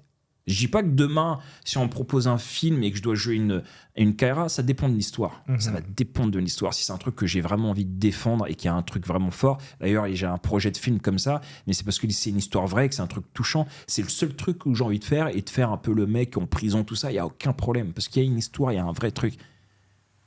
Mais je le résume pas qu'à ça, quoi. Mais c'est pas ces trucs-là que tu vois, ça c'est l'histoire, c'est une histoire vraie, c'est quelque chose. Mais moi, je suis sur d'autres choses que j'ai envie de montrer aux gens, que j'ai envie de donner aux gens, tu vois. Et ça va arriver tout doucement. Ils sont prêts. Il y a des producteurs, des distributeurs incroyables. On a la chance d'avoir des producteurs en France incroyables, distributeurs incroyables, qui ont de l'inspi, qui ont, comme on dit encore une fois, quand tu crées le besoin, ils sont là, ces gens-là. C'est juste faut en fait, je dis pas les rassurer, mais leur insuffler ça, c'est tout. Ouais. C'est tout. C'est un truc vraiment qui, comme tu as vraiment raison, c'est un truc qui doit changer à la télé pour que ça change aussi dans les mentalités, quoi. Totalement. Il n'y a pas que ça, il y a plein d'autres trucs à montrer et ça va rassurer comme tu dis, c'est un vecteur, la télé, le cinéma, et je te dis, c'est ça, on est inspiré en bien ou en mal. Ouais, non, c'est sûr. Bon, on arrive petit à petit à la fin de notre entretien. Yeah. Franchement, c'était vraiment un très très bon moment. J'ai trop parlé plus que toi, hein, désolé. Non, mais c'est pas grave, mais c'est pas le but. Moi, on s'en fout de moi. C'est pour toi que les gens sont là à nous écouter. On a une petite tradition ici. Ouais. C'est un podcast jeune, mais on a déjà quelques petites traditions. Avant que tu nous parles de tes futurs projets, etc., on termine toujours par... l'invité termine toujours, on demande toujours à l'invité de terminer par une citation ou un mot ou un état d'esprit qui véhicule de tous les jours ou quelque chose qui l'inspire. Et je donne toujours l'état d'esprit ou la citation ou, dans ce cas-ci, les paroles du dernier invité. Donc, le dernier invité... Je suis gêné de le dire, mais bon, c'est comme ça. Il a dit comme truc quelque chose qui lui parlait, c'était c'était les paroles de Booba dans un de ses derniers albums. On les aime fraîches, bien michto, qui savent accueillir comme, mais je ne dirai pas le reste. Donc voilà. Ah ouais. Donc il a été loin, mais bon. Voilà, je suis pas du tout dans du rap, hein, voilà. mec. Donc voilà, donc est-ce que ça te parle ou pas du tout? Est-ce que moi ça me parle? Oui, ça me parle d'une certaine manière, mais c'est juste pas. Ça me parle d'une certaine manière, tu vois. C'est juste après, moi, c'est pas. C'est pas tout. Ouais, voilà. C'est pas ma sensibilité, okay, quoi. Voilà. Je kiffe le rap, hein, je suis pas vieux jeu ou quoi que ce soit. Non, c'est juste. Si je dois dire un truc, je dirais pas ça. Moi. Voilà. Et donc. Mais il faut de tout pour faire un monde, quoi. Voilà, effectivement. Et donc, alors. De ton côté, quel serait un état d'esprit, une citation ou je sais bien que la première invitée avait dit oser. Ose, à chaque fois que quelqu'un lui dit quelque chose, ouais, j'ai envie de faire ça, il dit, ben vas-y, teste, ose le faire. Donc, une petite citation que tu as ou un... Moi, c'est un proverbe que je citerai là tout de suite, c'est « Garde ton cœur plus que toute autre chose, car c'est de là que viennent les trésors de la vie. » Voilà. Le bonheur, c'est pas, comme je disais, une destination, le chemin, c'est toi, c'est ton trésor, il est dans ton cœur. Donc, le voyage, c'est toi, en fait. C'est voyager à l'intérieur de soi, en fait. Et tous les trésors, tout ce qu'on crée, moi, comme je dis aujourd'hui, je suis la personne que j'ai toujours voulu être et je continue d'être cette personne-là et je vais encore l'être avec tous les objectifs que j'ai envie d'atteindre. Mais ça vient de moi, en fait. Parce que tout est à l'intérieur de moi, donc je vais à cette découverte de moi-même. Donc voilà, garde ton cœur plus que toute autre chose, car c'est de là que viennent les trésors de la vie. C'est ça que je dirais. Ben ça va, parfait. On va se quitter sur ces mots qui sont pleins de sagesse. Donc voilà, merci à tous d'avoir suivi cet épisode. Merci à toi pour l'invitation. Et merci d'avoir accepté. Et c'est cool. Pour tout le monde qui nous écoute, on se rejoint très très vite dans un autre épisode du podcast de Mindset. Donc voilà, merci. C'est cool. Ciao tout le monde. Ciao. Venez me voir en spectacle, Chronique. Ah mais oui, on allait terminer. on rebobine, on fait un rewind. Je sais pas comment ils vont faire au montage, mais c'est pas grave. C'est vrai, j'ai oublié de parler de... T'as actuellement un spectacle. J'ai un spectacle chronique que je suis en train de roder sur Paris là, jusqu'au 20 juin depuis le mois de février. Okay. Et franchement, ça se remplit bien, complet. Là, les dernières, tout ça, je suis très content. On va encore augmenter tout ça. À la rentrée, je reviens encore en rodage comme ça. Après, on passera sur une plus grosse salle. J'ai une série aussi qui sort à la rentrée avec Didier Bourdon, la légende des inconnus, monument français, qui s'appelle Daron. Okay. Donc voilà. Sur quelle chaîne? Sur TF1. Sur TF1, grosse série. Lourd, puis moi, je suis en train d'écrire aussi mes petits projets. Donc, et puis voilà, bientôt, je vais annoncer des dates de tournée aussi. Donc, restez branchés. Suivez-moi sur les réseaux. Nick Mukoko. Voilà. Et sur Instagram, TikTok, je danse pas, je mets que du stand-up, mais je peux des fois danser. Mais voilà, c'est Nick Mukoko, N-I-C-K, et plus loin, M-U-K-O-K-O, yes. Ok, ben on va suivre tout ça de très près. Et donc n'oubliez pas, suivez Nick Mukoko sur Instagram, TikTok. Et voilà, pour ses futurs projets, on te souhaite... Merci. Et vous aussi, meilleur. Et je reviendrai encore la prochaine fois quand je serai en mode millionnaire. Tu vois ce que j'avais dit la dernière fois? C'est de la merde, faites rien. Non, parfait. Franchement, c'était un super entretien. Et merci encore pour avoir accepté l'invitation. Et merci à tout le monde de nous avoir suivis. Yes. Allez, merci. Au revoir. Ciao. Merci.